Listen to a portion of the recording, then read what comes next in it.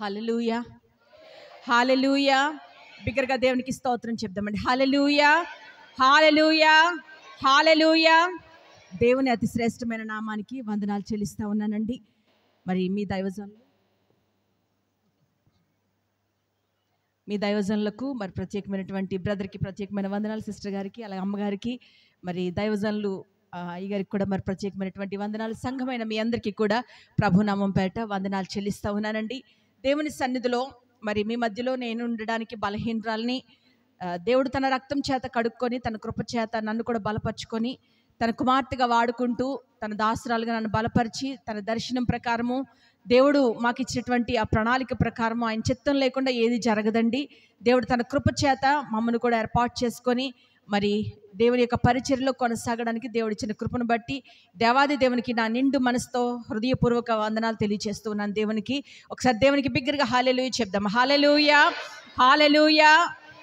మరి గత క్రిస్మస్ నెలకు ముందు అనుకుంటాను, మరి దైవజనులు మరి బ్రదర్ పాలకొల్లు ప్రాంతానికి వచ్చినప్పుడు మరి నేను కూడా ఒక ఫెలోషిప్లో ఒక సహవాసంలో మేము కలుసుకొని మరి అక్కడ కొద్దిగా సాక్ష్యం చెప్పడానికి మరి ఆ సాక్ష్యాన్ని విన్నప్పుడు మరి అలాగే సిస్టర్ బ్రదర్ కూడా వారిద్దరు కూడా వచ్చి అమ్మమ్మ తప్పకుండా మేము కూడా పిలుస్తాం, మీరు రావాలి, ఆ పరిపూర్ణంగా మీ యొక్క సాక్ష్యాన్ని మాకు తెలియచేయాలని చెప్పినప్పుడు అడిగినప్పుడు దేవుడు తన కృప చేత మరలా ఈ దినాన ఇది దేవుని యొక్క ఆ దినము, ఇది ఏర్పాటు చేయబడినటువంటి దినము, ప్రత్యేకమైన దినము. ఆయన చిత్తం లేకుండా ఏది కూడా జరగదు కనుక ఈ దినాన మీ మధ్యలో ఉండి నా సాక్ష్యాన్ని దేవుడు నన్ను బలపరిచిన విధానము, దేవుడు మరి నన్ను రక్షించుకున్నటువంటి ఆ విధానము ప్రభు సన్నిధిలో మీ అందరి ఎదుట నేను కూడా ఒక సాక్షిగా దైవ సన్నిధిలో బలిపీఠం ఎదుట నిలబడడానికి దేవుడు ఇచ్చిన కృపను బట్టి దేవునికి వందనాలు చెల్లిస్తూ ఉన్నాను.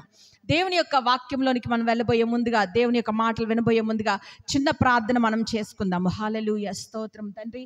అందరం కూడా ఒకసారి మన కుడి హస్తాల ప్రభు వైపు చూపిస్తూ ప్రభుని అడుగుదాం. దేవా, ఈ దినం మీరు మాతో మాట్లాడండి ప్రభా. ఇక్కడ నిలబడ్డది ఒక మనిషినే, కానీ ప్రభు నన్ను వాడుకోవాలి.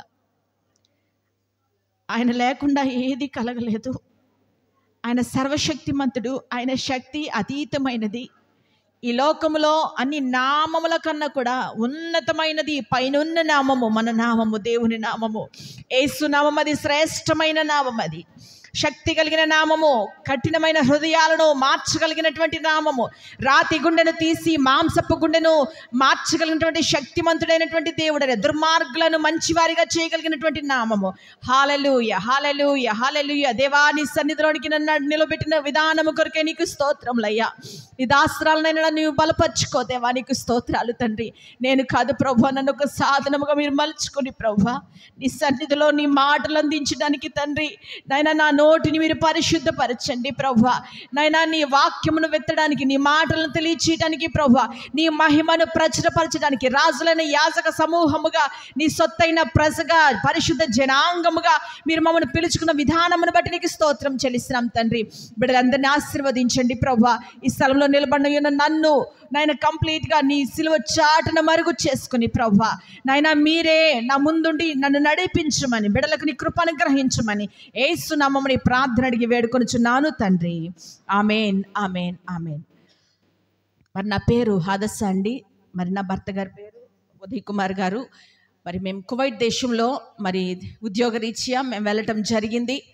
కానీ దేవుని యొక్క ఉన్నతమైనటువంటి ప్రణాళికను బట్టి మరి నా విషయంలో అయితే మరి మా తండ్రి గారు ఆ యొక్క నేను చిన్న వయసులో ఉన్నప్పుడే మరి మా తండ్రి గారికి దేవుని స్వరం వినిపించి, నీ జ్యేష్ఠ కుమార్తెను నేను నా దాసురాలుగా వాడుకోబోతున్నాను. మరి మా తండ్రి గారు కూడా సేవకులు, మరి మా తల్లిదండ్రులు ఇద్దరు కూడా మరి అక్కడ ఉన్నటువంటి ఆ యొక్క వెస్ట్ గోదావరిలో మేడపాడు అనే గ్రామంలో సేవను జరిగిస్తూ నేను వారికి జ్యేష్ఠ కుమార్తెను, దేవుడు వారికి ఇచ్చినటువంటి పిలుపుని బట్టి దేవుడు నన్ను ఏర్పాటు చేసుకుని చిన్న వయసులోనే నీ కుమార్తెను నా దాసురాలుగా, నా సేవకురాలుగా నేను ఎన్నుకోబోతున్నానని మరి మా తండ్రి గారికి స్వరం వినిపించినప్పుడు యవన కాలంలో మరి నేను నాకు నచ్చినట్టుగా జీవిస్తూ దేవునికి లోబడక ఆరాధన చేసేదాన్ని, పాటలు పాడేదాన్ని, ప్రభు కొరకు అన్ని విషయాల్లో, అన్ని పరిచర్య భాగాల్లో అన్నిటినీ కూడా జరిగించేదాన్ని, సండే స్కూల్, యూత్ మీటింగ్స్ నడిపించేదాన్ని. కానీ మారు మనసు లేకుండా, రక్షణ లేకుండా నేను ఆ రీతిగానే కొనసాగుతూ ఉన్నప్పుడు మరి అద్భుత రీతిగా దేవుడు వివాహం జరిగించిన తర్వాత మరి నేను వివాహం చేసుకున్నటువంటి మరి నా భర్త కూడా, ఆయన కూడా దైవజనులే, దేవుని యొక్క సేవకులే.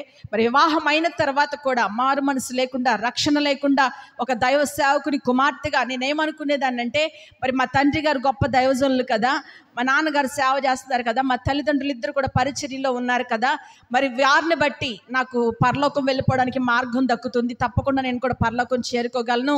వారు మా తల్లిదండ్రులు పరిశుద్ధంగా ఉంటే చాలు, మా తల్లిదండ్రులను బట్టి నేను దేవుడు నాకు మా ఫ్యామిలీకి అంతటికీ కూడా, నా తర్వాత మా తమ్ముడు, మరి మా చెల్లి, వారు కూడా అందరూ కూడా దేవుని రాజ్యానికి వెళ్ళిపోతామన్న ఒక నమ్మకం నాకు ఉండేది. నమ్మకం అంటే ఒక భ్రష్టత్వము, ఒక బుద్ధిహీనత నాలో ఉండేది. అయితే ప్రభు అన్నాడు ఒక దినాన, ప్రభు నన్ను దర్శించినప్పుడు వివాహమైన తర్వాత మరి నా భర్త చేసినటువంటి ప్రార్థన, అంతకు మునుపు మరి నా తల్లిదండ్రుల ప్రార్థన దేవుడు ఆలకించి ఒక దినాన దేవుడు తన కృప చేత నన్ను రక్షించుకున్నాడు. హల్లెలూయా, హల్లెలూయా.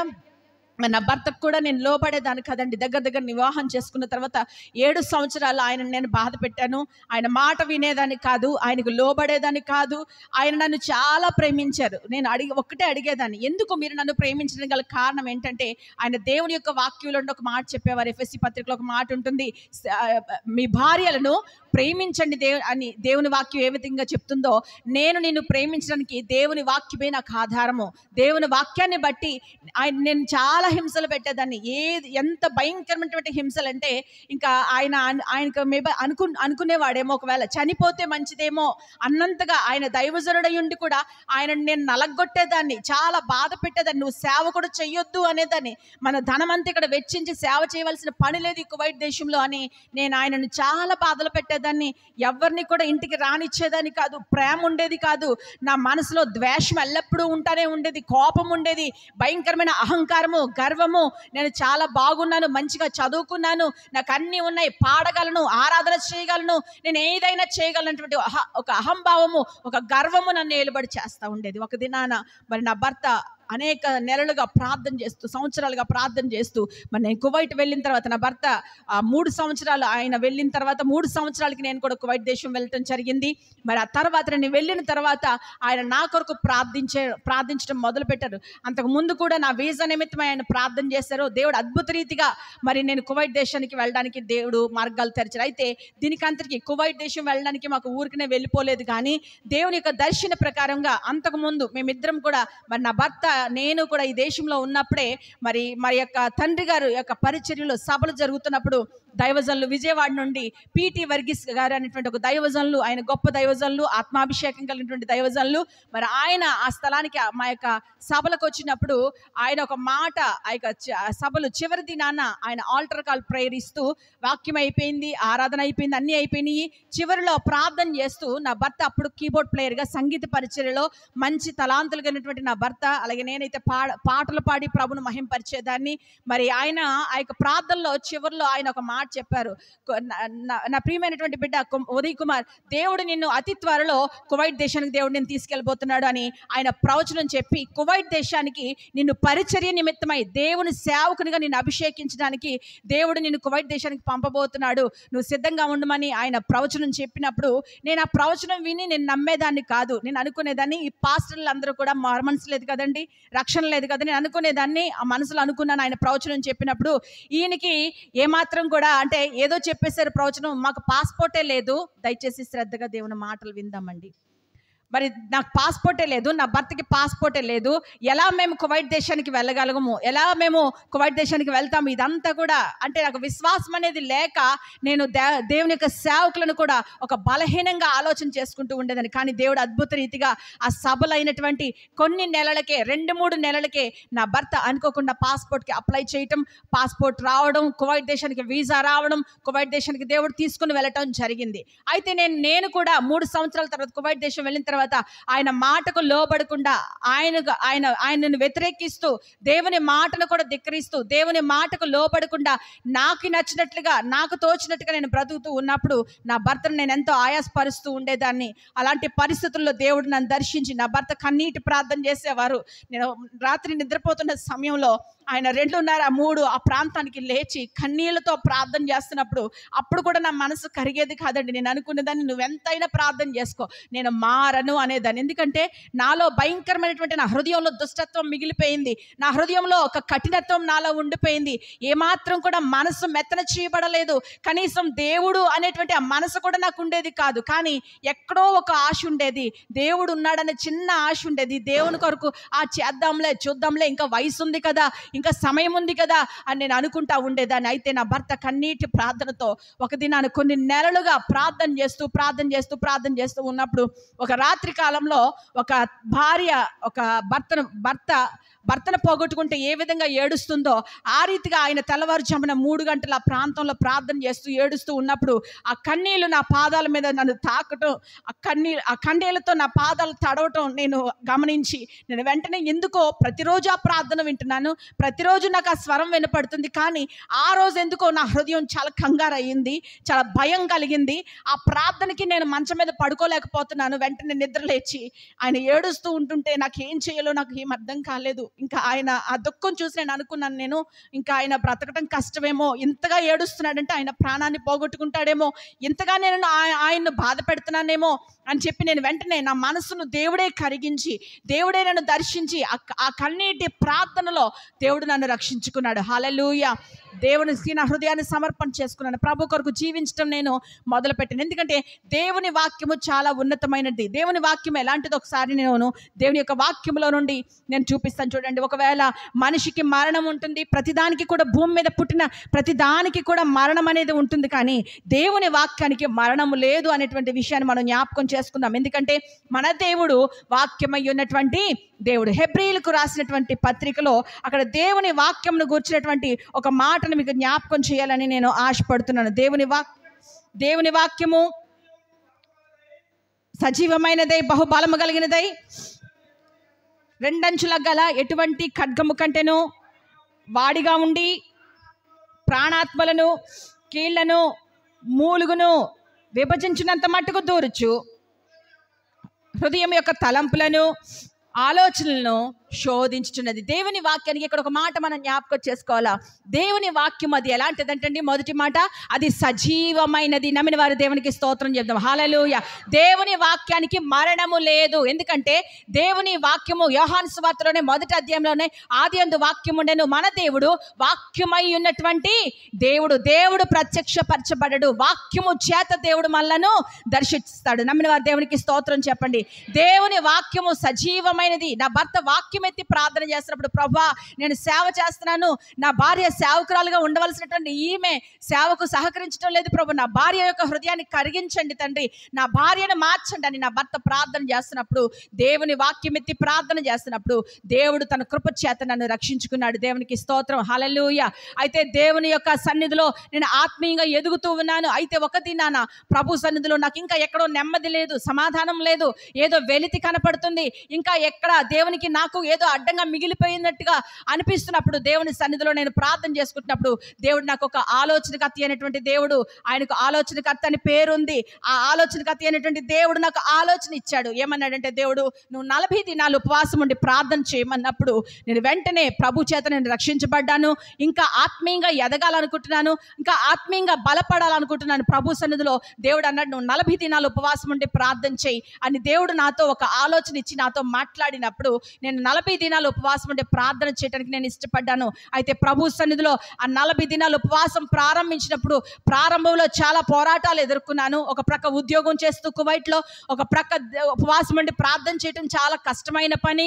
ఒకవేళ ఉపవాసం ఉండి ప్రార్థన చేస్తే ఒక పక్క ఉద్యోగం చేయలేనేమో అని అనుకునేటువంటి ఆ పరిస్థితుల్లో దేవుడే తన శక్తి ఇచ్చి నన్ను నడిపించాడు. కానీ మొదట ఒక 2-3 రోజులు నన్ను చాలా ఇబ్బంది పెట్టింది. శరీరం సహకరించలేదు, బలహీనత నన్ను వెంటాడుతుంది, ఒక ప్రక్క ఇక మోషన్స్ అవుతున్నాయి, తట్టుకోలేనటువంటి పరిస్థితి, ఎక్కడ నిలబడలేకపోతున్నాను, ఒకవేళ చనిపోతానేమో, ఈ యొక్క ఆహారం తీసుకోకపోతే నా ప్రాణం పోతుందేమో అన్నట్టుగా నేను అయిపోతున్నప్పుడు నా భర్త ఒక మాట చెప్పారు, నువ్వు ప్రార్థన చేయి కానీ ఉపవాసం ఉండి ప్రార్థన చేయకు. ఒకవేళ ఉపవాసం ఉండి నువ్వు ప్రార్థన చేస్తే ఒకవేళ నీకు ఇబ్బంది కలుగుతుందేమో, నీకు మరణం కలుగుతుందేమో అని చెప్పి నా భర్త చెప్పినప్పుడు నేను ఒకటే అనుకున్నాను. నా భర్తతో ఒక మాట చెప్పాను, ఏమండి నేను చనిపోతే ఈ రీతిగానైనా చనిపోతాను, ప్రభు పిలుచుకుంటే నేను ఎలాగ దేవుణ్ణి విశ్వసించాను కదా, ఈ రీతిగానైనా నేను చనిపోవడానికి ఇష్టపడతాను. కానీ మారు మనసు లేకుండా, నా హృదయంలో నెమ్మది లేకుండా, ప్రభుకి మహిమకరంగా లేకుండా, పరిశుద్ధంగా లేకుండా బ్రతకటం నాకు భూమి మీద నాకు ఇష్టం లేదు. నేను చనిపోతాను, ఎలానైనా చనిపోతాను నేనని ఒక తీర్మానం తీసుకొని నేను దేవునితో కూడా ఒకటే పోరాటం చేశాను. ప్రభువా నువ్వు నన్ను రక్షించుకుంటే రక్షించుకో, నన్ను రక్షించుకున్నావు, ఇంతటితో నాకు చాలు, నేను నిన్ను విశ్వసించాను, నాకు చాలు, నన్ను తీసుకుంటే తీసుకో, లేకపోతే నాకు ఆరోగ్యం ఇచ్చి 40 దినాల్లో నేను ప్రత్యక్షత నేను చూడాలి. ఈ ఈ 40 దినాల్లో నేను పరిశుద్ధతను పొందుకోవాలి, ఈ 40 దినాల్లో నా బ్రతుకు మార్చుకోవాలా, నాకు జ్ఞానం కలగాల, వాక్యాన్ని ధ్యానం చేయాలా, నీ సన్నిధిలో మోకాళ్ళ అనుభవం నాకు కావాలా, కన్నీటి ప్రార్థన, ఎప్పుడూ నేను నీ సన్నిధిలో ఏడుస్తూ ఉండాలా, నీ సన్నిధిలో ప్రార్థించి అనేక మందిని నేను రక్షించాలని ప్రభు సన్నిధిలో నేను. ఎందుకు దుఃఖం కలుగుతుందంటే అంత భయంకరమైనటువంటి పాపిని నేను. పాపాలంటే పెద్ద పెద్ద పాపాలు ఏం చేయక్కర్లేదండి. మాట వినకపోవటమే పాపము, దేవుని మాటను ధిక్కరించడమే పాపము, భర్తను బాధ పెట్టడమే పాపము, ఎవరికి కూడా నేను ఇష్టకరంగా జీవించేదాన్ని కాదు, నా బ్రతుకు ఎవరికి ఇష్టంగా ఉండేది కాదు, ఎవరు నన్ను చూసినా నాలో గర్వం ఎలువడి చేస్తున్నప్పుడు ఎవరు నాతో మాట్లాడేవారు కాదు. అలాంటి పరిస్థితుల్లో ఉపవాసం ఉండి ప్రార్థన చేయడానికి నేను దేవునితో ఒక ఒడంబడిక చేసుకున్న తర్వాత ప్రభు సన్నిధిలో ప్రార్థించాను, చిన్న ప్రార్థన చేసుకున్నాను. ప్రభు నన్ను బ్రతికించు ప్రభా, నేను ఉపవాసం ఉండి ప్రార్థన చేసుకుని నీ ముఖాంతరమును నేను చూడాలి ప్రభా, ఆ రూపాంతర అనుభవంలోనికి నేను వెళ్ళాలి ప్రభా, నాకు సహాయం చేయండి అని అన్నప్పుడు అద్భుత రీతిగా నేను ఏ టాబ్లెట్ వేసుకోక్కర్లేకుండా ఉపవాసంతో ఉన్నాను, ఏ మెడికేషన్స్ తీసుకోవడానికి నాకు అవకాశం లేదు. ప్రభు సన్నిధిలో ప్రార్థించగానే దేవుడు అద్భుతమైన శక్తిని ఇచ్చాడు. 40 దినాలు ఉపవాసం ఉండి ప్రార్థించడానికి దేవుడు తన కృప ఇచ్చాడు. కేవలం ఆహారం తీసుకునే దాన్ని కాదు, కేవలం మజ్జిగ తీసుకొని కేవలం వాటర్ మాత్రమే, లిక్విడ్స్ లేకపోతే శరీరం డిహైడ్రేషన్కి లోనవుతుందేమో అని చెప్పి కేవలం మజ్జిగ తీసుకొని మంచినీళ్ళు త్రాగుతూ దేవుని సన్నిధిలో ఉపవాసం ఉండి 40 దినాలు ప్రార్థించడానికి దేవుడు కృప అనుగ్రహించాడు. దేవుడు ఆ 40 దినాలు ఉపవాసం ఉండి ప్రార్థన చేసినప్పుడు దేవుడు నాతో మాట్లాడాడు. పేతురు పత్రికలోను తిమోతి పత్రికలోను అవన్నీ తీయడానికి సమయం లేదు కనుక నేను ఒక మాట మీకు జ్ఞాపకం చేయాలని ఆశపడతాను. మిగుల వెలగల వస్త్రములతోనైనను, జడలతోనైనను, ముత్యములతోనైనను, బంగారముతోనైనను మీరు అలంకరించుకునవద్దు, కానీ విలువైన హృదయం అనేటువంటి ఆ గుణం అనేటువంటి అక్షయ అలంకారము, ఆ మృదువైన స్వభావమును నేను నీకు ఇవ్వబోతున్నాను. దేవుడు నాతో మాట్లాడినప్పుడు దేవుడు అన్నాడు, నీవు బంగారాన్ని బాగా ప్రేమిస్తున్నావు, వస్త్రాలను బాగా ప్రేమిస్తున్నావు, వీటిని నా కొరకు నువ్వు విసర్జించగలవా అని దేవుడు నాతో మాట్లాడినప్పుడు, ఆ వాక్యము ద్వారా దేవుడు నన్ను దర్శించినప్పుడు దేవుని సన్నిధిలో దేవుని మాటకు వెనుక తీక నా బంగారం కన్నా, నా వస్త్రాల కన్నా ప్రభా, ఈ లోకంలో నేను దేన్నైతే ఎక్కువగా ప్రేమిస్తున్నానో డబ్బు కన్నా, వీటన్నిటికన్నా కూడా మీరే నాకు శ్రేష్టమైన వారు. ఎందుకో తెలుసా? భూమి మీద నేను అడుగుతాను, మిమ్మల్ని ఒక ప్రశ్న అడుగుతున్నాను. డబ్బున్న వారికి నెమ్మది ఉండదండి, బంగారం అధికంగా ఉన్నా నీకు నెమ్మది ఉండదు, వస్త్రాలు, విలువైన వస్త్రాలు, ఆస్తి అంతస్తులు నీకు ఎన్నున్నా నీకు నెమ్మది కలుగుదు. కానీ ఎవరైతే యేసును కలిగి ఉంటారో వారికి దేవుడు గొప్ప నెమ్మదిని, సమాధానాన్ని, జీవాన్ని దేవుడు ఇస్తాడు. హల్లెలూయా. ఎందుకంటే నేను ఒక బలమైన సాక్షిగా మీ ఎదుట ఉండి అన్నీ ఉన్నా కూడా నాకు నెమ్మది లేని పరిస్థితి, అన్నీ కలిగి ఉన్నా కానీ దేవుని సమాధానాన్ని లేకుండా నేను బ్రతుకుతున్నాను. అలాంటి పరిస్థితుల్లో దేవుడు అన్నాడు, నీకున్న బంగారాన్ని నా సేవ కొరకు నువ్వు వెచ్చించగలవా? నీకున్నటువంటి ధనాన్ని నా సేవ కొరకు వెచ్చించగలవా? నువ్వు దేన్నైతే ఎక్కువగా ప్రేమిస్తున్నావో నువ్వు దానిని విసర్జించి నన్ను మాత్రమే నువ్వు ప్రేమించాలని దేవుడు నాతో మాట్లాడినప్పుడు నేను ప్రభువును ప్రేమించడం మొదలుపెట్టాను. ప్రభుతో నేను ఒక ఒప్పందం చేసుకున్నాను. ప్రభా, నేను మందిరంలోనికి వెళ్ళాను, ఒక శుక్రవారం ఆరాధన చేసుకుంటున్నాను. దేవుడు నన్ను మాట్లాడగానే నా యొక్క బంగారం తీసుకుని వెళ్ళాను ప్రభు సన్నిధిలో. దైవ సేవకులు నేను ఒక మాట చెప్పాను, అయ్యా ఈ బంగారం నేను నీకు ఇస్తున్నాను, నాకు ఏం చేస్తావో నాకు తెలియదు, నాకు ఏది వద్దు, ఈ బంగారము నేను మరణమై ఆ యొక్క గోతులోనికి పెట్టబడేంత వరకు, సమాధి అయ్యేంత వరకు కూడా, అప్పటి వరకు నేను ఈ బంగారాన్ని తాకను ప్రభా, ఇప్పటితో ఈ బంగారానికి నాకు సంబంధం లేదని చెప్పి దేవుని సన్నిధిలో బంగారాన్ని ఇచ్చేసి ప్రభు సన్నిధిలో నేను ప్రార్థన చేసుకొని దేవునితో ఒక ఒడంబడిక చేసుకుని అప్పటి నుండి ఇప్పుడు దాకా కూడా బంగారం జోలికి వెళ్ళనండి. అసలు నాకు బంగారం అంటే, మా కువైట్ సంఘంలో మాకు బంగారపు వస్తువులు కొనుక్కొచ్చి దైవ సేవకులను మమ్మల్ని ప్రేమించి మాకు పట్టుకొచ్చి ఉంగరాలు పెడతారంటారు, వాటికి కూడా నేను అంగీకరించను, అవి తాకనే. ఎందుకో తెలుసా? నా ప్రభు కన్నా శ్రేష్టమైనది ఈ భూమి మీద ఏది కూడా లేదు. ఆ రీతిగా నేను రక్షించబడిన తర్వాత ప్రభు సన్నిధిలో గొప్ప ఆనందాన్ని పొందుకున్నాను, గొప్ప నెమ్మది పొందుకున్నాను. అప్పటి వరకు కూడా ఒక సబ్ కాంట్రాక్ట్లో జాబ్ చేసేదాన్ని, ఒక 10,000 రూపాయలకే నేను జాబ్ చేసేదాన్ని. వెళ్ళిన క్రొత్త ఆ సమయంలో దేవుడు నాతో మాట్లాడి అద్భుతంగా నన్ను మార్చుకున్న విధానాన్ని బట్టి దేవుడు ఆ 40 దినాల్లో గొప్ప విశ్వాసం ఇచ్చాడు. దేవుడు ఆ యొక్క వాక్యాన్ని బట్టి మనం జ్ఞాపకం చేసుకుంటే పేతురు పత్రికలో ఒక మాట అంటాడు, నేను పరిశుద్ధుడిని గనుక మీరును సమస్త ప్రవర్తన యందు ఎలా ఉండాలంటండి? పరిశుద్ధులుగా ఉండాలంటే అక్కడ చూద్దామా, మీకుండేటువంటి ఆశలను అనుసరించి ప్రవర్తింపగా నేను పరిశుద్ధుడు. అంటే చూడండి ఎంత వాక్యము ఎంత గొప్పదో, ఎంత శ్రేష్టమైనదో. మనకున్నటువంటి ఆశలను అనుసరించి, మనకున్నటువంటి ఆలోచనలను అనుసరించి. నేను అప్పుడుతో ప్రభుతో అన్నాను, ప్రభు మాట వెంటనే నేను లోబడ్డానండి, దేవునితో ఒక ఒప్పందం చేసుకున్నాను. అయ్యా, నాకు నా ఆలోచన కాదు కానీ నీవు ఆలోచనకర్త అయినటువంటి దేవుడవు, నీవు ఆశ్చర్యకరుడవు, సమాధానానికి అధిపతివి, నిత్యుడగు తండ్రివి. నేను దేవుని వెంబడించడం ప్రారంభించిన తర్వాత 1 కాదు 2 కాదు, అద్భుతాలు, అడుగడుగున అద్భుతాలే దేవుడు చేస్తూ వస్తున్నాడు. ఎవరి కొరకు ప్రార్థన చేస్తే వారి పక్షాన దేవుడు కార్యాలు జరుగుతూ ఉన్నాయి. ఎవరి గురించైనా నేను ప్రార్థన చేస్తుంటే వారికి స్వస్థత కలుగుతుంది. దేని విషయంలోనైనా ప్రార్థన చేస్తున్నప్పుడు నేను వాక్యం ఎరిగి, నేను వాక్యాన్ని నేర్చుకుంటూ, యోహాను పత్రికలో ఒక మాట ఉంది, ఏమంటే తెలుసా, నా నామము నా చిత్తానుసారంగా మీరు ఏది అడిగినా కానీ నేను మీ మనవి ఆలకిస్తాను. దేవుని చిత్తం ఎరిగి ప్రార్థన చేస్తాను. తెస్సలోనికి రాసినటువంటి పత్రికలో ఒక మాట ఉంటుంది, దేవుని చిత్తం అంటే ఏంటి? పరిశుద్ధులుగా ఉండటమే దేవుని యొక్క చిత్తము. జారత్వానికి దూరముగా పారిపోండని దేవుని వాక్యం సెలవిస్తూ ఉంది. పాపము నన్ను ఏలుబడి చేయకూడదు ప్రభువా. పాపం అంటే చెప్పాను కదండి గతంలో, ఎప్పుడు కూడా పాపం అంటే మనుషుల్లో తట్టేదేంటో తెలుసా? వ్యభిచారం ఒక పాపం అనుకుంటాము, దొంగతనం ఒక పాపం అనుకుంటాము, నరహత్య చేయటం ఒక పాపం అనుకుంటాము. అవన్నీ పాపమే. కానీ చిన్న చిన్న పాపాలు కూడా మనలో ఉంటాయి. అబద్ధం ఆడటం పాపమే, దేవునికి లోబడకపోవటం పాపమే, దేవుని మాట వినకపోవటం పాపమే, సేవకుల మీద తిరుగుబాటు చేయటం పాపమే, పరిచర్యకు వ్యతిరేకమైన పనులు చేయటం పాపమే. ఇవన్నీ కూడా పాపమే, దేవునికి ఆయాసాన్ని కలిగించేటువంటి పాపములు ఇవి. నేను అలాంటి పరిస్థితులు 40 దినాల్లో ప్రభు సన్నిధిలో నేను ఒప్పుకొని దాన్ని విడిచిపెట్టినప్పుడు దేవుడు అద్భుత రీతిగా నన్ను నడిపించడం ప్రారంభించాడు. పరిశుద్ధాత్మ దేవుడిని నా హృదయంలో నేను మోసుకొని పోతూ ఉన్నాను. ఎక్కడికి వెళుతున్నా సరే దేవుడు ఆలోచనించి నన్ను నడిపిస్తూ ఉన్నాడు. అద్భుత రీతిగా అనేక ప్రవచన వాక్కుల చేత దేవుడు నన్ను వాడుకుంటున్నప్పుడు దేవుని యొక్క మహిమను నేను చూడగలిగాను. అయితే ఆ సబ్ కాంటాక్ట్లో జాబ్ చేస్తూ ఉంటున్నప్పుడు ప్రభు సన్నిధిలో నేను ప్రార్థన చేసుకుంటూ ఉంటుంటే, కాంటాక్ట్ అయిపోతున్నప్పుడు అప్పుడు ప్రభు సన్నిధిలో నేను ప్రార్థన చేస్తాను, ప్రభువా నాకు మరొక ఉద్యోగం నాకు దయచేయవని ప్రార్థన చేస్తున్నప్పుడు నాకు 3 నెలల ఉద్యోగం లేదండి. అయినప్పటికీ కూడా నా విశ్వాసం బలహీనము కాలేదు. మన విశ్వాసము మనకున్నటువంటి ఆ యొక్క పరిస్థితులను బట్టో, ఉద్యోగాలను బట్టో, దాన్ని బట్టో, లేకపోతే మనకున్నటువంటి ఆధారాన్ని బట్టో దాన్ని ఆధారం చేసుకుని వెళ్ళకూడదు. యోబు గారు అన్నీ ఉన్నప్పుడు ప్రభుని ఏ రీతిగా స్తుతించాడు, అన్నిటినీ పోగొట్టుకున్న తర్వాత యెహోవా ఇచ్చెను, యెహోవాయే తీసుకొనెను. దేవుళ్ళకి రక్షణ పొందిన తర్వాత మా ఇద్దరికి పెద్ద ఘనకార్యం ఏంటో తెలుసా? మా ఇద్దరి కాంటాక్ట్స్ అయిపోయినాయి, మా ఇద్దరు ఉద్యోగాలు ఊడిపోయినాయి, ఉద్యోగాలు లేవు, కాంటాక్ట్స్ ముగించబడ్డాయి. ఇంకా మాకు జాబ్ చేసుకోవడానికి ఆధారం లేదు. వేరే కంపెనీస్కి అప్లై చేస్తుంటే శుక్రవారం కూడా ఉద్యోగం చేయాలనేటువంటి ఉద్యోగాలు ఆఫర్స్ ఎన్నో వస్తున్నాయి మాకు. కానీ శుక్రవారం మేము సేవలో ఉండాలి ప్రభా, మేము సేవకులం తండ్రి, నీ పరిచర్యలో ఉండాలి ప్రభా. చాలా ఉన్నతమైనటువంటి శాలరీస్ కలిగినటువంటి ఉద్యోగాలు మాకు వస్తున్నాయి. కానీ నేను నా భర్త దేవుని యొక్క నీతిని అనుసరించాలని, ఆయన ఆజ్ఞలు కట్టడలు, ద్వితీయోపదేశ కాండము 28లో అంటాడు కదా, నీ దేవుడని యెహోవా మాటను శ్రద్ధగా విని ఆయన నీకు ఇచ్చినటువంటి ఆజ్ఞలను కట్టడలను ఏం చేయాలంటండి? అనుసరించి నడుచుకోవాలా. దేవుడిచ్చినటువంటి శ్రేష్టమైనటువంటి ఆజ్ఞల్లో ఒక ప్రధానమైన ఆజ్ఞ ఏంటో తెలుసా?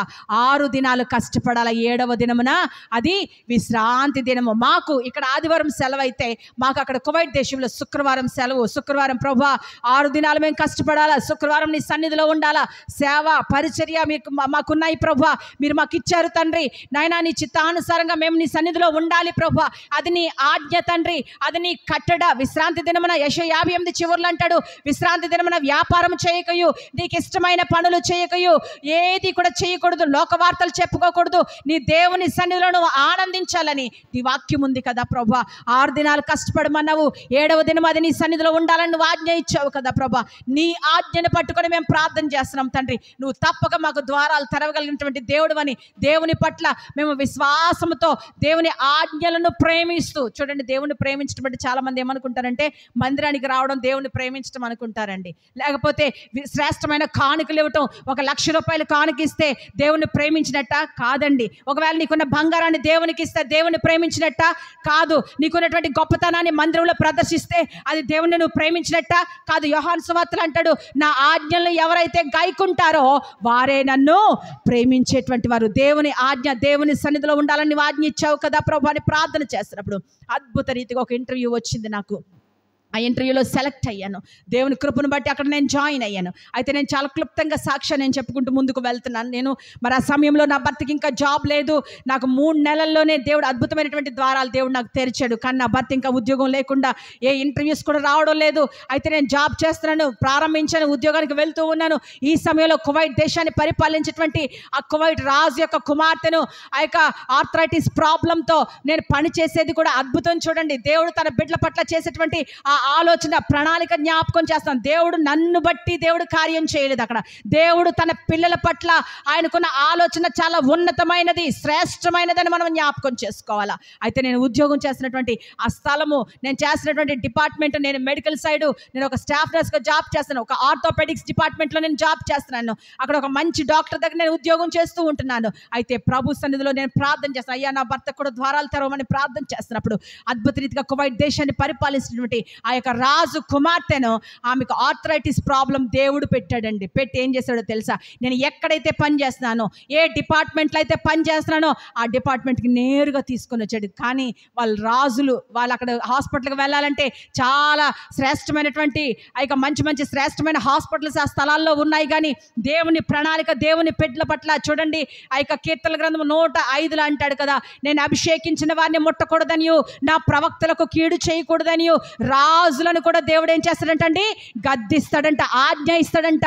రాజుకు, ఒకవేళ రాజు కుమార్తెకు దేవుడు ఆజ్ఞ ఇచ్చాడేమో, నా సేవకుడికి ఉద్యోగం లేదని దేవుడు మాట్లాడాడేమో, అందుకే ఆమెను అక్కడ నా దగ్గరకు పంపించాడు. అయితే ఆమెకు ట్రీట్మెంట్ చేయడానికి, ఆమెకు సహకరించడానికి, ఆమెతో పాటు ఉండడానికి అక్కడ చాలా మంది కేరళ నర్సులు ఉన్నారు, నేను కూడా ఉన్నాను. కానీ ఆమె ఒక మాట చెప్పింది, నాకు ఎవ్వరూ వద్దు, కానీ నా వైపు వేలు చూపించామంది, ఈమె నాకు పరిచర్య చేయాలండి. ఆమె నాకు ఆ యొక్క సూచన ఇచ్చినప్పుడు దేవునికి స్తోత్రం, హల్లెలూయా. ఆమెను చూస్తే నాకు చాలా భయం వేసింది. ఎందుకంటే రాజులు మనలా ఉండరండి, చాలా చాలా పొడవు ఉంటారు, చాలా శ్రేష్టమైన వారు, చాలా అందంగా ఉంటారు, చాలా ఉన్నతమైనటువంటి స్థితిలో వారు ఉంటారు. వారిని చూసి నాకు చాలా భయం కలిగింది. కానీ మరి ఆవిడైతే నన్ను పరిచర్య చేయడానికి ఆ యొక్క మేడం నన్ను పిలిచినప్పుడు, ఆమెకు పరిచర్య చేస్తున్నప్పుడు, ఆమె ఒక దినాన ఆమె స్మోక్ చేస్తూ ఉండటం చేత, అంటే మీరు అన్యదా భావించకండి, వారు ఆ దేశంలో వారికి అది అలవాటు, వారు అరబ్స్ కనుక వారు స్మోక్ చేస్తూ ఉంటారు. అయితే ఆ యొక్క స్మోక్ చేస్తున్న కారణం చేత ఆమె ఒక వామిటింగ్ చేసుకున్నప్పుడు నాకు అక్కడ దగ్గరలో ఏమీ కనిపించలేదు, వామిటింగ్ బ్యాగ్స్ ఏం కనపడటం లేదు, నేను పట్టుకోవడానికి ఏ ఆధారం లేదు. వెంటనే నా 2 చేతుల్లో పట్టినప్పుడు ఆమె వామిటింగ్ చేసుకుంది. తర్వాత ఆమె కన్నీళ్ళు పెట్టుకొని, నువ్వు క్రిస్టియన్ అని అడిగింది. అవును మేడం, నేను క్రిస్టియన్ అని చెప్పాను. నీ భర్త ఎక్కడున్నారు, నీ పిల్లలు ఎంతమంది, నువ్వు ఏ పరిస్థితిలో ఉన్నావు, నీ భర్త ఏమైనా జాబ్ చేస్తున్నారా? నేను అసలు ఆమెకి నా చరిత్ర ఏది చెప్పడం నాకు ఇష్టం లేదండి. దేవుడు నాకు ఒకటి నేర్పించాడండి, ఎప్పుడు కూడా ఎవరిని కూడా నేను బెగ్ చేయలేదు. నాకు ఉద్యోగం లేదు, నాకు సహాయం చేయండి, నాకు డబ్బు లేదు, నాకు సహాయం చేయండి, నేను ఈ పరిస్థితుల్లో ఉన్న నన్ను ఆదరించండి అని దేవుడు, నేను ఎప్పుడు కూడా ఏ మనిషిని ఆధారం చేసుకోలేదు. నాకు విశ్వాసం కత్తియు దాన్ని కొనసాగించేవాడైనా యేసు వైపు చూస్తూ నడిచిపోతూ ఉండేదాన్ని నేను. అయితే ఆ దినాన కూడా మరి మేడం నన్ను అడిగినప్పుడు నేను ఆమెకి సింపుల్గా ఒక సమాధానం చెప్పాను, నా భర్తకి జాబ్ లేదు మేడం అని చెప్పినప్పుడు ఆమె ఒక మాట చెప్పింది, రేపు ఉదయకాలం నీ భర్త CV తీసుకురా, రిజ్యూమ్ తీసుకొచ్చి నా చేతికి అన్నప్పుడు, నేను నా భర్తతో చెప్పినప్పుడు మేము అనుకున్నాము, సర్వసాధారణంగా మనకి కూడా ఎమ్మెల్యేలు, మినిస్టర్లు చాలా వాగ్దానాలు చేస్తారు, మాట ఇస్తారు, మాట తప్పిపోతారు, ఎవ్వరూ కూడా మనకి సహాయము చేయరు. ఎందుకో తెలుసా? మనిషి ఎప్పుడు కూడా మాట తప్పేవాడిగానే ఉంటాడు. అందుకే దేవుడు మాట తప్పని దేవుడు. నేను దేవుని వైపు చూస్తున్నప్పుడు ఆమె రిజ్యూమ్ తీసుకురమ్మన్నప్పుడు నేను అనుకున్నాను, ఆమె ఉద్యోగం ఇవ్వడం అంత సాధ్యం కాదు అనుకున్నాను. కానీ మరలా పెద్ద ఆమె రాజు కుమార్తె, ఒకవేళ వారికి పరిచర్య చేయటం, వారు చెప్పిన మాట వినకపోతే వారు ఏదైనా చేయగలరు. కాబట్టి నేను వెంటనే నెక్స్ట్ డే ఆమె రోజు ట్రీట్మెంట్ తీసుకోవడానికి ఆ స్థలానికి వచ్చేది. నేను ప్రార్థన చేసుకున్న రిజ్యూమ్ తీసుకెళ్ళినప్పుడు అది చేతికి ఇవ్వడానికి కూడా నాకు ఇష్టం అవ్వలేదు. నా ప్రభు చెప్తే కానీ నేను ఇవ్వనని అనుకున్నాను, మౌనంగా ఉన్నాను. ఏదైనా దేవుడే చేయాల కార్యం, ఆమె అడగకుండా నేను మరలా ఆమెకి ఇవ్వకూడదని చెప్పి, అది దేవుని చిత్తమా కాదని నేను దేవుని శోధించడం మొదలుపెట్టాను. ప్రభా, నువ్వు చెప్తే కానీ నేను ఆమెకు ఇవ్వను అని చెప్పి నేను అలా ఉంటున్నప్పుడు ఆమె అడిగింది, వెళ్ళేటప్పుడు ఆమె అడిగింది, అమ్మ రిజ్యూమ్ తీసుకొచ్చావా మీ హస్బెండ్ అని చెప్పినప్పుడు, తీసుకొచ్చాను మేడం అని చెప్పినప్పుడు ఆమెకు నేను ఇవ్వకపోవట చేత ఆమె కొంచెం కోప్పడింది. ఎందుకు నాకు రిజ్యూమ్ ఇవ్వలేదు? నువ్వు నా కుమార్తె లాంటి దానివి, నేను నిన్ను ప్రేమిస్తున్నాను, కువైట్ దేశంలో నువ్వు ఎంతకాలం ఉంటావో, కువైట్ దేశంలో నీకు ఏ అవసరమన్నా నేను చూస్తాను, ఎప్పటి నుండి నువ్వు నా కుమార్తె అని చెప్పి ఆమె నన్ను ప్రేమించి నా భర్తకు ఉద్యోగం దయచేశారు. దేవునికి స్తోత్రం, హల్లెలూయా. ఎలాంటి జాబ్ అంటే కువైట్ ప్రైమ్ మినిస్టర్లో ఆఫీస్ అసిస్టెంట్గా పనిచేస్తూ, ఆ ఇంటర్వ్యూ లేకుండా ఆమె జాబ్ ఇచ్చి ఇచ్చి దేవుని సన్నిధిలో ఉన్నతమైన శ్రేష్టమైన ఉద్యోగాన్ని మేము అడిగాము. ఒక్కరోజు సెలవు అడిగాం. ప్రభా, శుక్రవారం నీ సన్నిధిలో మేము ఉండాలి కదా, సేవకులం కదా ప్రభా, నీ సన్నిధిలో అనేక మంది ప్రజలను నడిపించాలా, అనేక మందికి వాక్యం చెప్పాలా.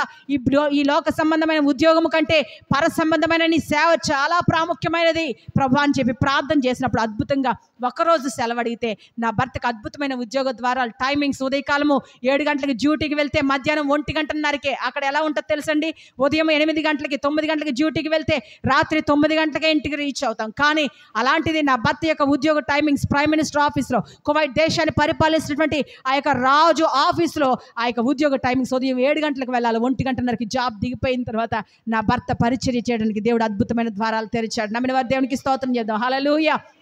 అంతే కదండి, అక్కడితో దేవుడు ఆగిపోలేదు. వెంటనే మరలా ఆ యొక్క ఒక్కరోజే సెలవు అడిగితే దేవుడు ఏం చేశాడు తెలుసా, శుక్రవారము శనివారం కూడా 2 రోజులు సెలవు అనుగ్రహించాడు నా భర్తకి. నా భర్త వారంలో 5 రోజులే ఉద్యోగం చేస్తారు, మిగతా 2 రోజులు కూడా హాలిడేస్లో మేము ఉపవాస కూటాలు దేవుని పరిచర్యను జరిగించడానికి దేవుడు అద్భుతమైనటువంటి ద్వారాలు తెరిచాడు. గల కారణం ఏంటో తెలుసా, దేవుని కొరకు దేవుని నీతిని అనుసరించి దేవుని ఆజ్ఞలు అనుసరించి నడుచుకుని వారి మీద ఆయన కృప, వారి పిల్ల తరమున ఆయన నీతి వారికి యుగ యుగాలు కూడా నిలిచి ఉంటుందంట. నమ్మిన వారి దేవునికి స్తోత్రం చెప్దాం. మనం చూడండి, ఒక్క దినాన మందిరం ఎక్కొట్టడానికి ఎంత ఇష్టపడతామో, కానీ దేవుని నీతి కొరకు నువ్వు నిలబడగలిగితే ప్రతి ఆదివారము ఇది దేవుని సన్నిధిని, నీకెన్ని పనులున్నా సరే, నీకెన్ని ఇబ్బందులున్నా సరే, చివరికి వ్యాధైన రోగమైన ఎలా ఉండాలో తెలుసా మన తీర్మానము, మందిరంలోనే చస్తాను ప్రభు అన్నట్టుగా ఉండాలి మన తీర్మానం. ఎలా ఉండాలండి, నా చావు అవసరమైతే ఈ రోగంతో ఈ శరీరాన్ని తీసుకుని వెళ్ళి ఆ మందిరంలో పెడతాను ప్రభు, చనిపోతే నేను అక్కడే చనిపోతాను, కానీ నీ మందిరాన్ని విడిచి ఇంటిలో ఉండనన్న ఆ గొప్ప తీర్మానం నీలో ఉన్నప్పుడు ఆ నీతి నీ పిల్ల తరమున కూడా నిలుస్తుంది. నమ్మిన వారి దేవునికి స్తోత్రం చేద్దాం. హల్లెలూయా, హల్లెలూయా. దేవుని ఆజ్ఞలు మనల్ని బ్రతికిస్తాయి. దేవుని వాక్యం అది జీవము కలిగినది. దేవుని యొక్క సన్నిధి ఎంతో గొప్పది. అంతేకాదు, ప్రభు సన్నిధిలో పరిశుద్ధంగా ఉండడానికి నేను ఎంతగానో ప్రభు సన్నిధిలో ప్రార్థన చేసుకుంటున్నప్పుడు గతంలో ఎన్నో పాటలు పాడేదాన్ని. ప్రభు అన్నాడు, ప్రసంగిలో ఒక మాట ఉంటుంది, బుద్ధిహీనుల పాటలు వినిపించట కంటే జ్ఞానుల గద్దింపు మేలు అన్నాడు. ప్రభు నన్ను, ప్రభా, గతంలో నేను పాట పాడితే చాలామంది చప్పట్లు కొట్టారే, గతంలో నేను పాటలు పాడితే చాలామంది నన్ను అభినందించారే, నాకు అది అవసరం లేదు. కానీ ప్రభా, ఇప్పుడు నేను పాట పాడితే, ఇప్పుడు నేను ఆరాధన చేస్తే, ఇప్పుడు నేను డయాస్ ఎక్కి నీ సన్నిధిలో ఆరాధన చేసి పాటలు పాడితే అనేక మంది రక్షించబడాలని ప్రార్థన చేసినప్పుడు ప్రభు సన్నిధిలో రక్షించబడిన నాటి నుండి ఇప్పటి వరకు నేను ఎక్కడికి వెళ్ళి పాట పాడినా వారి అనేక మంది హృదయాలు తాకబడతాయి. నేను ఎక్కడికి వెళ్ళి ఆరాధన చేసిన దేవుని సన్నిధిలో మా పరిచర్యలోనే అనేక మంది స్వస్థత పొందుకుంటారండి, దేవుని శక్తిని పొందుకుంటారు. మా పరిచర్యలో ఒక భయంకరమైనటువంటి ఇద్దరు భయంకరమైనటువంటి స్త్రీలు వారి భయంకరమైన అక్రమ సంబంధాలు కడిగి ప్రభు సన్నిధిలో ఉంటున్నప్పుడు కేవలము ఆరాధనలోనే వారు దేవుని ఆత్మతో నింపబడిన వారై ఎవరితో అయితే అక్రమ సంబంధం పెట్టుకున్నారో ఆ యొక్క అక్రమ సంబంధాన్ని విడిచిపెట్టి ప్రభు కొరకు ఇదే నాన్న బ్రతుకుతున్నారు. నమ్మిన వారు దేవునికి స్తోత్రం చెప్దాం. హల్లెలూయా. దేవుని కార్యాలు శ్రేష్టం. ఆయన కొరకు పరిశుద్ధంగా బ్రతుకుతున్నప్పుడు దేవుని ఆత్మ ఎంతగా దీవిస్తుందో, దేవుని ఆత్మ ఎంతగా నడిపిస్తుందో, అనేకులకు వెలుగుగా ఆయన నడిపిస్తాడని దేవుని వాక్యం సెలవిస్తూ ఉంది. అయితే నా హృదయాన్ని నేను శుద్ధి చేసుకున్నాను. హృదయంలో ఏముంటాయో తెలుసా, భయంకరమైనటువంటి ఆ యొక్క ఇర్మియా ప్రవక్త అంటాడు, హృదయము అది ఘోరమైన వ్యాధి కలిగినది, దాన్ని గ్రహించగలిగినటువంటి వాడెవడు. హృదయం అది మోసకరమైనది. ఎవరో మనల్ని మోసం చేయరండి. యేసుక్రీస్తు ప్రభు వారి దగ్గరికి ఆయన శిష్యులు వచ్చి, ప్రభు నీ రాకడ దినాలు, ఇది సూచనలు ఇవన్నీ జరుగుతూ ఉన్నాయి కదా, వాటికి ఏంటి ఆధారం ఏంటి చెప్పి ప్రభు, ఆ యొక్క సూచనలు ఏంటి చెప్పి ప్రభు అని అంటే ఆయన మొట్టమొదటిగా మత్తయి సువార్త 24లో ఒక మంచి శ్రేష్టమైన మాట అంటాడు. ఆయన, ఎవడును మొదట మిమ్మును మోసపరచకుండా జాగ్రత్తగా చూచుకొనడి. ఎవరో వచ్చి మనల్ని మోసం చేయరండి, మన హృదయమే మనల్ని మోసం చేస్తుంది. చూడండి, దేవుని సన్నిధికి వెళ్ళాలనుకున్నప్పుడు నీ మనసు అంటది, ఎందుకు బంధువులు వచ్చారు కదా, ఆ యొక్క దేవుని సన్నిధి ఉంటే వచ్చే వారం వెళ్ళొచ్చు కదా, ఈ బంధువులకి కాస్త వండి పెట్టొచ్చు కదా. మన హృదయం ఎంతగా మనల్ని మోసపరుస్తుందండి. కొన్నిసార్లు మన హృదయం మనల్ని భ్రమ పెడుతుంది. మన నీతే గొప్పదని చెప్తుంది మన హృదయం. ఏమంటుందో తెలుసా, నువ్వు బాగా ప్రార్థన చేస్తున్నావు కదా, నువ్వు దేవుని సన్నిధికి క్రమంగా వెళ్తున్నావు కదా, దేవుని నీతి నీవే కలిగి ఉన్నావు. దేవుడు అంటున్నాడు, నీ నీతి, ఇర్మియా అదే యెషయా ప్రవక్త అంటాడు కదా, ఒక మాట అంటాడు, మన నీతి యావత్తు దేవుని సన్నిధిలో ఎలా ఉంటుందంటండి, మురికి గుడ్డ అంటండి. మురికి గుడ్డ మన స్త్రీలందరికీ తెలుసు కదండి. మురికి గుడ్డ, ఆ యొక్క మసిగుడ్డ మనం ఇంట్లో కిచెన్లో పడేటువంటి ఆ యొక్క గుడ్డను మనం పట్టుకుంటే దాన్ని ఉతికి ఉతుకుతున్నప్పుడు ఎంత మురికి వస్తుందండి, ఎంత ఉతికినా వస్తూనే ఉంటుంది. మన నీతి కూడా అలాంటిది. మనం ఎంత ప్రార్థన చేసినా దేవుని పరిశుద్ధతలోకి వెళ్ళటం అది అసాధ్యం. అయితే దేవుడు అంటున్నాడు, ఏ విధము చేతనైనా ఎప్పుడు కూడా మనల్ని హెచ్చించుకోవడానికి మనము చూసుకోక, మన నీతి యావత్తు దేవుని సన్నిధిలో మురికి గుడ్డ వంటిది. దావీదు అంటాడు కదా, దావీదు తన హృదయానుసారుడు అంటండి. ఎవరైనా మనం దేవుని హృదయానుసారులుగా మనం ఉండగలుగుతున్నామా? దావీదు చక్కని ప్రార్థన 4వ కీర్తనలో ఆయన ప్రార్థన చేస్తాడు, నా నీతికి ఆధారమగు దేవా అంటాడు. నమ్మిన వారి దేవునికి స్తోత్రం చెప్తాం, హల్లెలూయా. నా నీతికి ఆధారమగు దేవా, ఎంత ధైర్యంగా ప్రార్థన చేస్తున్నాడండి. ఆ యొక్క కీర్తనల గ్రంథము చదవండి, ఆ కీర్తనల గ్రంథము మనకి ధైర్యాన్ని ఇస్తుంది.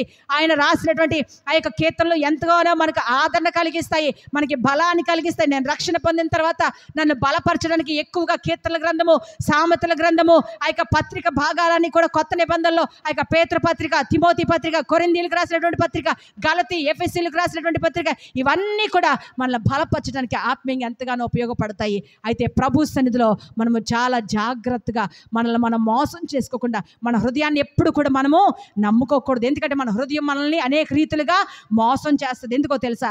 హృదయమే మొదట, హృదయంలోనే ఆ తలంపులు పుడతాయి, హృదయంలోనే ఆ చెడు ఆలోచనలు. మార్కు సువార్త 7:21 ఒకసారి మనం జ్ఞాపకం చేసుకుందామా?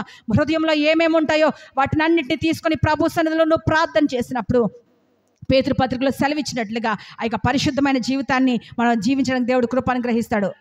లోపల నుండి అనగా మనుషుని హృదయంలో నుండి దురాలోచనలను, జారత్వములను, దొంగతనములను, నరహత్యలను, వ్యభిచారములను, లోభములను, చెడుతనములను, కృత్రిమమును, కామ వికారమును, మత్సరమును, దేవదూషణయు, అహంభావమును, అవివేకమును వచ్చును. ఈ చెడ్డవన్నీ కూడా లోపల నుండి బయలు వెళ్ళి మనుషుణ్ణి అపవిత్రపరుస్తున్నాయి. దేవుని సన్నిధిలో మొదట మనం కడుక్కోవలసింది ఏంటో తెలుసా? మన హృదయము కడుక్కోవాలి. హృదయం లోపల ఏమున్నాయో చూడండి. లోపల నుండి మనుషుని హృదయంలో నుండి ఏమొస్తున్నాయంటండి? దురాలోచనలు, చెడ్డ ఆలోచనలు. ఈ ఆలోచన మన బ్రతుకును పాడు చేస్తుంది. అంతటితో ఆగుతుందా? మన కుటుంబాన్ని పాడు చేస్తుంది, మన యొక్క బిడ్డలను పాడు చేస్తుంది, చివరికి దేవుని సంఘాన్ని కూడా పాడు చేస్తుంది. దురాలోచనలు అంటే ఇంకేంటి? జారత్వములు. వివాహము కాకుండానే స్త్రీ పురుషుల మధ్యలో వివాహమైనటువంటి ఒక స్త్రీ ఒక వివాహము కాని పురుషునితో చేసేటువంటి ఆ పాపమే భయంకరమైనటువంటి జారత్వము. ఆ యొక్క జారత్వములు, దొంగతనములు, ఇంకా నరహత్యలు. నరహత్య అంటే ఒక మనిషి పొడి చేస్తే నరహత్య. యేసుక్రీస్తు ప్రభువారు భూమి మీదకి వచ్చిన తర్వాత, అది పాత నిబంధనలో తండ్రి అయినటువంటి దేవుడు ఇచ్చినటువంటి ఆజ్ఞ. అయితే యేసుక్రీస్తు ప్రభువారు భూమి మీదకి వచ్చిన తర్వాత ఆ మత్తయి సువార్తలో నరహత్య, ఒక మనిషిని నోటి మాటతో చంపాలని చూస్తే అది నరహత్య. చూడండి, కత్తిపోటు వంటి మాటలు పలుకువారు కలరు. నిజంగా ఆ యొక్క జ్ఞానుల నోరంటండి జీవముతో కలిగినటువంటి మాటలను పలుకుతారంట. జ్ఞానుల నోరు జీవాన్ని ఉపదేశిస్తుందంటండి. చూడండి, కొంతమంది మాటలు మాట్లాడతారండి. నిజంగా ఈ బ్రతుకు చాలామంది కేవలము నోటి మాటతో ఈ ఇంట్లో చాలామంది ఆ యొక్క గాయపరిచేవారు అనేక మంది ఉంటారండి. ఎంత ఘోరం అండి! ఈ మధ్యలో భయంకరమైనటువంటి వాట్సాప్ స్టేటస్ల్లో కూడా కేవలం సెటైర్స్ వేయడానికి ఇంకేమీ లేనట్టుగా వాట్సాప్ స్టేటస్ ఉపయోగించుకొని అక్కడ నుండి సెటైర్స్ అండి. ఎంత అజ్ఞానం, ఎంత బుద్ధిహీనత! దేవుడు టెక్నాలజీని పెంచింది దేవుని కొరకు వాడుకోవడానికి కానీ, దేవుని స్వార్థను ప్రకటించడానికి కానీ, ఆ యొక్క వాట్సాప్ డీపీలో కానీ, వాట్సాప్ స్టేటస్లో కానీ నీకు ఇష్టమైతే దేవుని వాక్యాన్ని పంపించు, అంతే తప్ప కత్తిపోటు వంటి మాటలు పలికి నువ్వు ఇతరులని నరహత్య చేస్తున్నావేమో దాన్ని తొలగించుకోమని దేవుడు మాట్లాడుతున్నాడు. నరహత్యలు, వ్యభిచారములు, ఆ యొక్క స్త్రీ పురుషుల మధ్య జరిగేటువంటి ఆ వ్యభిచారం కాదు, కానీ దేవుడు సూక్ష్మంగా యేసుక్రీస్తు ప్రభువారు ఈ భూమి మీదకి వచ్చిన తర్వాత ఆయన ఏం చేస్తాడో తెలియదు, ఒక స్త్రీని మోహపు చూపుతో చూస్తే అప్పుడే నీవు ఆమెతో వ్యభిచరించిన వాడవవుదు. ఎంత ఉన్నతమైనటువంటి నీతి అండి! నిజంగా ఈ రోజున ఎంత పవిత్రంగా మనం బ్రతికితే దేవుడు మనతో మాట్లాడతాడు. నేను ఎంతగా నా హృదయాన్ని కడుక్కుంటూ ఎప్పటికప్పుడు ప్రభు సన్నిధిలో, అయ్యా నేను నీ కొరకు బ్రతకాలి. చివరికి నేను ఏ స్థితికి వెళ్ళిపోయానో తెలుసా? ఎంత పరిశుద్ధంగా, నాకున్నవన్నీ పోయినా పర్వాలేదు ప్రభా, నేను నీ రాజ్యానికి సిద్ధంగా ఉన్నాను, నాకు ఏది లెక్క కాదండి. నేను ఏది కూడా ఆధారం చేసుకుని, నాకున్న ఉద్యోగాన్ని కానీ, నాకున్నటువంటి ధనాన్ని కానీ, నాకున్న డబ్బును కానీ, నాకున్నటువంటి దేన్ని కూడా, హోదాను కానీ, దేన్ని ఆధారం చేసుకొని ప్రతిదీ కూడా దేవుని చిత్తానికి అప్పగించి పరిశుద్ధంగా బ్రతకడానికి నేను ఇష్టపడుతూ ఉంటాను. ఈ యొక్క దేవుడు అంటున్నాడు, ఒక స్త్రీని మోహపు చూపుతో, ఎంత భయంకరం ఈ రోజున, ఎంత నీచమైన స్థితికి. ఒకప్పుడు ఏదో అనుకునేవారం, కానీ ఇప్పుడు భయంకరమైన స్థితి ఏంటో తెలుసా? కన్న తండ్రే బిడ్డల్ని పాడు చేసేటువంటి స్థితి మనం న్యూస్ చూస్తున్నాం. కన్న తండ్రే బిడ్డల్ని చెరిపేటువంటి స్థితి. ఎంత దౌర్భాగ్య స్థితి అండి. అసలు అక్కని లేదు, చెల్లని లేదు, తల్లని లేదు, వాయా వరుస లేనటువంటి అక్రమ సంబంధాలు, వాయా వరుస లేనటువంటి భయంకరమైన పాపము లోకంలో చోటు చేసుకుంది. ఈ లోకం ఎవరి చేతిలో ఉందో తెలుసా? దుష్టుని చేతిలో ఉంది. అయితే మనం ఎవరి చేతిలో ఉండాలో తెలుసా? దేవుని చేతిలో ఉండాలి. దేవుని పిల్లలుగా నువ్వు పిలువబడుతున్న వ్యక్తివైతే ఎవరిని చూసినా నీ తల్లిగా నువ్వు భావించు. ఎవరిని చూసినా నీవు వారిని నీ చెల్లిగా భావించు, నీ కుమార్తెగా భావించు. అప్పుడు దేవుడు నీతో మాట్లాడతాడు, అప్పుడు దేవుడు నీతో వ్యాజ్యమాడతాడు, అప్పుడు పరిశుద్ధత నీలో చోటు చేసుకుంటుంది. కొన్నిసార్లు చూడండి, అపవిత్రమైన ఆలోచనలు మనం ఎంత కంట్రోల్ చేసినా అవి ఆగవండి. నేను ఒక టెక్నిక్ చెప్తాను చూడండి. మీరు పరిశుద్ధంగా బ్రతకడానికి ఒకే ఒక టెక్నిక్. ప్రభు సన్నిధిలో మీరు హృదయాన్ని కడుక్కోండి, మారు మనసు పొందండి, రక్షణ పొందండి. దేవునికి ఎల్లప్పుడూ మీరు చేయవలసింది ఏంటో తెలుసా? మీ నోటితో దేవునికి స్తుతి చెప్పండి. స్తుతి యాగం అర్పించేవాడు నన్ను మహిమపరుస్తున్నాడు. ఎప్పుడు కూడా నువ్వు ఇంటిలో వంట చేసుకుంటున్నా, రోడ్డు మీద ప్రయాణం చేస్తున్నా, నువ్వు ఎక్కడికి పోతున్నా, ఇల్లు ఊడుస్తున్నా, ఉద్యోగంలో ఉన్నా, నువ్వు నడుస్తున్నా, పండుకున్నా, ఎక్కడ ఉన్నా నీ ప్రార్థనా సమయాలు అవి వేరే. వాటి గురించి నేను మాట్లాడటం లేదు, కానీ అవన్నీ జరిగించాలి. కానీ నువ్వు ఎల్లప్పుడూ దేవునికి స్తుతి చేయటం చేత నువ్వేమవుతావో తెలుసా? దేవుని మహిమ, ఆ శక్తి, ఆ పరిశుద్ధాత్మ అనుభవం నీలో కలుగుతుంది. నమ్మిన వారు దేవునికి స్తోత్రం చెప్దాం. హల్లెలూయా. ఎందుకో తెలుసా? నేను నా యొక్క ప్రత్యక్ష సాక్షి నేను చెప్పగలను. నేను నడుస్తూ ప్రార్థన చేసుకునేదాన్ని. ఉద్యోగంలో సహాయం లేకపోయినా సరే కూర్చునే తీరుబడి ఉండదని కువైట్ దేశంలో. ఆ యొక్క మెడికల్ డిపార్ట్మెంట్ చాలా ఘోరమైనది. కనీసం పేషెంట్స్ ఎక్కడ కూడా రిలీఫ్ ఇవ్వరు, మాకు కూర్చొనే అవకాశం ఉండదు. అలా నడుస్తూనే ప్రార్థన చేసేదాన్ని, అలా నడుస్తూనే దేవునికి స్తోత్రం చెప్పేదాన్ని, ఉద్యోగం చేస్తూనే స్తోత్రం చెప్పేదాన్ని. ఎంత గొప్ప శక్తి అండి. 12 గంటలు ఉద్యోగం చేసి, ఒక ప్రక్క పరిచర్య చేసి, పెందల కన్నే లేచి, రాత్రి 12:30 1 గంటగా పడుకొని 4 గంటలకే పెందల కన్నే లేచి ప్రభు సన్నిధిలో మోకాళ్ళుని ప్రార్థన చేశానంటే ఆ శక్తి నాది కాదు, కానీ నన్ను రక్షించుకున్న నా ప్రభు ఇచ్చినటువంటి శక్తి. హల్లెలూయా, హల్లెలూయా. అందుకే హృదయాన్ని కడుక్కోవాలా. మీ హృదయాల్లో కూడా ఒకవేళ అటువంటి చీకటి, ఈ దురాలోచనలు, నరహత్యలు, జారత్వములు, ఈ వ్యభిచారములు, కామవికారము, మత్సరము, దేవదూషణ. కొంతమంది చూడండి దేవుణ్ణి దూషిస్తారు. ఒకవేళ ఎవరినైనా నువ్వు దూషించు, కానీ పరిశుద్ధాత్మను దూషిస్తే నీకు పాప క్షమాపణ లేదు, అది ఉండదు. ఇంకేమన్నాడు చూద్దామా? అహంభావమును, అవివేకమును కూడా, ఇవన్నీ కూడా నువ్వు ప్రభు సన్నిధిలో కడుక్కున్నప్పుడు, పేతురుపత్రికలు అంటాడు కదా, నేను పరిశుద్ధుని కనుక మీరును సమస్త ప్రవర్తన యందు పరిశుద్ధులుగా. పరిశుద్ధత దేవుడు నీకు అనుగ్రహిస్తాడు. ఎక్కడెక్కడ పరిశుద్ధంగా ఉండాలో తెలుసా? 139వ కీర్తనలో ఆయన అంటాడు, దావీదు చక్కని కీర్తన రాస్తూ అంటాడు, నేను కూర్చుండుటలో, నేను నడుచుటలో, పండుకొనుటలో, నేను ఆలోచించుటలో, నా ఆలోచనలో కూడా ఎలా ఉండాలండి? పరిశుద్ధంగా. మన నడక పరిశుద్ధంగా ఉందా? మన పడక పరిశుద్ధంగా ఉందా? మందిరంలోకి వచ్చినప్పుడు పరిశుద్ధమైన జీవితాన్ని జీవిస్తున్నట్లు నటిస్తున్నావేమో. అందుకే కదా అక్కడ అంటున్నాడు కదా తిమోతి పత్రికలో, అక్కడ అంటూ ఉంటాడు ఆయన, పైకి భక్తి కలిగిన వారి వలె ఉండి దేవుని శక్తిని ఆశ్రయించని స్థితి. వేషధారణ దేవుని పిల్లలకు ఉండకూడదండి. క్రైస్తవుడు అంటే అర్థం ఏంటో తెలుసండి? క్రీస్తుని అనుసరించి నడిచేవాడు, దేవుని వాక్యాన్ని అనుసరించి నడిచేటువంటి వారు క్రైస్తవులు. అంతే తప్ప పేరు పెట్టుకొని నేను క్రైస్తవుని అంటే క్రైస్తవులు కాలేరు. దేవుని నీతిని నెరవేర్చకుండా దేవుని యొక్క, చూడండి, ఒక కంపెనీలో ఉద్యోగం చేస్తున్నప్పుడు ఆ కంపెనీ రూల్స్ అండ్ రెగ్యులేషన్స్ని నువ్వు అనుసరించి చేస్తేనే నేను అక్కడ ఉద్యోగం చేయనిస్తారు. నీవు కూడా క్రైస్తవుడు అని పేరు పెట్టుకుంటే సరిపోదు. క్రీస్తును అనుసరించి, క్రీస్తు యేసులో కలిగినటువంటి ఈ మనస్సు మీరును కలిగి ఉండండి. పౌలు గారు ఉన్నతమైనటువంటి ఆ యొక్క ఛాలెంజ్గా ఒక మంచి మాట మాట్లాడుతుంటాడు, నేను క్రీస్తుని పోలి నడుచుకున్నట్లుగా మీరు నన్ను పోలి నడుచుకున్న. ఆ ఛాలెంజ్ ఉందా? ఆ రోషం మనకుందా? చూడండి, లోకంలో ఎన్నో గొప్ప కార్యాలు చేస్తాము, రోషానికి వెళ్తాము, ఎంతో గొప్పగా డబ్బును వెచ్చించి చాలా గొప్ప కార్యాలు చేస్తాం, అవసరమైతే కొన్ని వేల రూపాయలు వెచ్చించి భోజనాలు పెడతాము, కావాలంటే క్రిస్మస్ ఆరాధనలు చాలా ఘనంగా జరిగిస్తాము. అన్నిటికీ మనం రోషంగా పనిచేస్తాం, కానీ దేవుని కొరకు రోషంగా నువ్వు ప్రార్థన చేయగలుగుతున్నావా? దేవుని కొరకు రోషంగా నీ పరిశుద్ధతను కాపాడుకోగలుగుతున్నావా? దేవుని కొరకు రోషంగా నువ్వు ప్రభు కొరకు యథార్థంగా నువ్వు జీవించగలుగుతున్నావా? యథార్థత అంటే ఏంటో తెలుసా? మందిరంలో ఉన్నప్పుడు నువ్వు ప్రభుని ఏ విధంగా ఆరాధిస్తూ దేవునికి భయపడుతున్నావో, ఒంటరిగా నీ ఇంటిలో ఉన్నప్పుడు కూడా అదే రీతిగా నువ్వు ఉండాలా. దేవుని ఆత్మ నిన్నప్పుడు బలపరుస్తూ ఉంటుంది. నేను కూడా ప్రభు సన్నిధిలో ఆ రీతిగా నేను నడుచుకుంటున్నప్పుడు దేవుడు నాకు చేసిన మరొక అద్భుతాన్ని మీకు జ్ఞాపకం చేయాలని ఆశపడుతున్నాను. దేవునికి సన్నిధికి వెళ్ళటానికి చాలా ఆటంకాలు నాకు ఎదురయ్యేవి. నా భర్తకు ఉద్యోగం వచ్చింది, అద్భుతంగా దేవుడు మార్గాలు తెరిచాడు. నేను కూడా ఉద్యోగం చేస్తూ ప్రభు సన్నిధిలో నడిచిపోతున్నప్పుడు అనుకోకుండా సాతానుడు చూడండి ఎంత పోరాటం పడుతూ ఉంటాడు దేవుని పిల్లలకి. దేవుని పిల్లలు అయిపోయినంత మాత్రం చాలామంది అంటారు దేవునిలోనికి వస్తే కష్టాలు పోతాయి అంటారు. కష్టాలు ఏం పోవు. దేవునిలోనికి నువ్వు వచ్చిన తర్వాత, ప్రభుని విశ్వసించిన తర్వాత నీకు వచ్చినటువంటి శ్రమలన్నీ కూడా దేవుని మహిమ కొరకే. హల్లెలూయా. నీకు వచ్చినటువంటి శ్రమలో ఏం చేస్తాడో తెలుసా? దేవునిలో నువ్వు నిలబడగలిగితే, విశ్వాసంతో నువ్వు ఉండగలిగితే దేవుడు చేస్తాడు అన్నటువంటి ఆ విశ్వాసం నీలో ఉంటే దేవుడు ఏం చేస్తాడో తెలుసా? తన మహిమగా నిన్ను వాడుకోవాలనుకుంటాడు. దేవుడు వాడుకుంటాడు కూడా. అయితే నా జీవితంలో కూడా దేవుడు, నేను ఉద్యోగం చేస్తున్నప్పుడు మరి శుక్రవారం సెలవు లేకుండా నేను ఉద్యోగం చేసేదాన్ని. నేను మొదట్లో నాకు సెలవు ఉండేది. తర్వాత మా యొక్క నర్సింగ్ ఆఫీసర్లో ఒక అపవాది, ఒక చీకటి శక్తి ఆమెలో ప్రవేశించి ఏమైనా సరే శుక్రవారం కూడా నాకు డ్యూటీ వేయాలని ఆమె డ్యూటీ వేయటం ప్రారంభించిందండి. శుక్రవారం నేను ఒక శుక్రవారం అతి కష్టంగా డ్యూటీకి వెళ్ళాను. నా భర్తతో చెప్పాను, నేను జాబ్ చేయనండి, నేను జాబ్కి రిజైన్ చేస్తాను, నా దేవునికి మించినటువంటిది నాకు ఏది లేదన్నప్పుడు స్త్రీలకి ఎంతైనా కొంచెం తొందరపాటు నిర్ణయాలు ఉంటాయి కదండి. నేను నా భర్తతో షేర్ చేసుకున్నప్పుడు ఆయన అన్నారు, నువ్వు తొందరపడద్దు కానీ నువ్వు ప్రార్థన చేసుకుని అధికారులకు లోబడమన్నాడు కదా, నువ్వు వెళ్ళు, దేవుడు కార్యం చేస్తాడు, నువ్వు వెళ్ళు ప్రార్థన చేసుకుని. నువ్వు ఏ పరిస్థితుల్లో వెళ్తున్నావో దేవుడు చూస్తున్నాడు.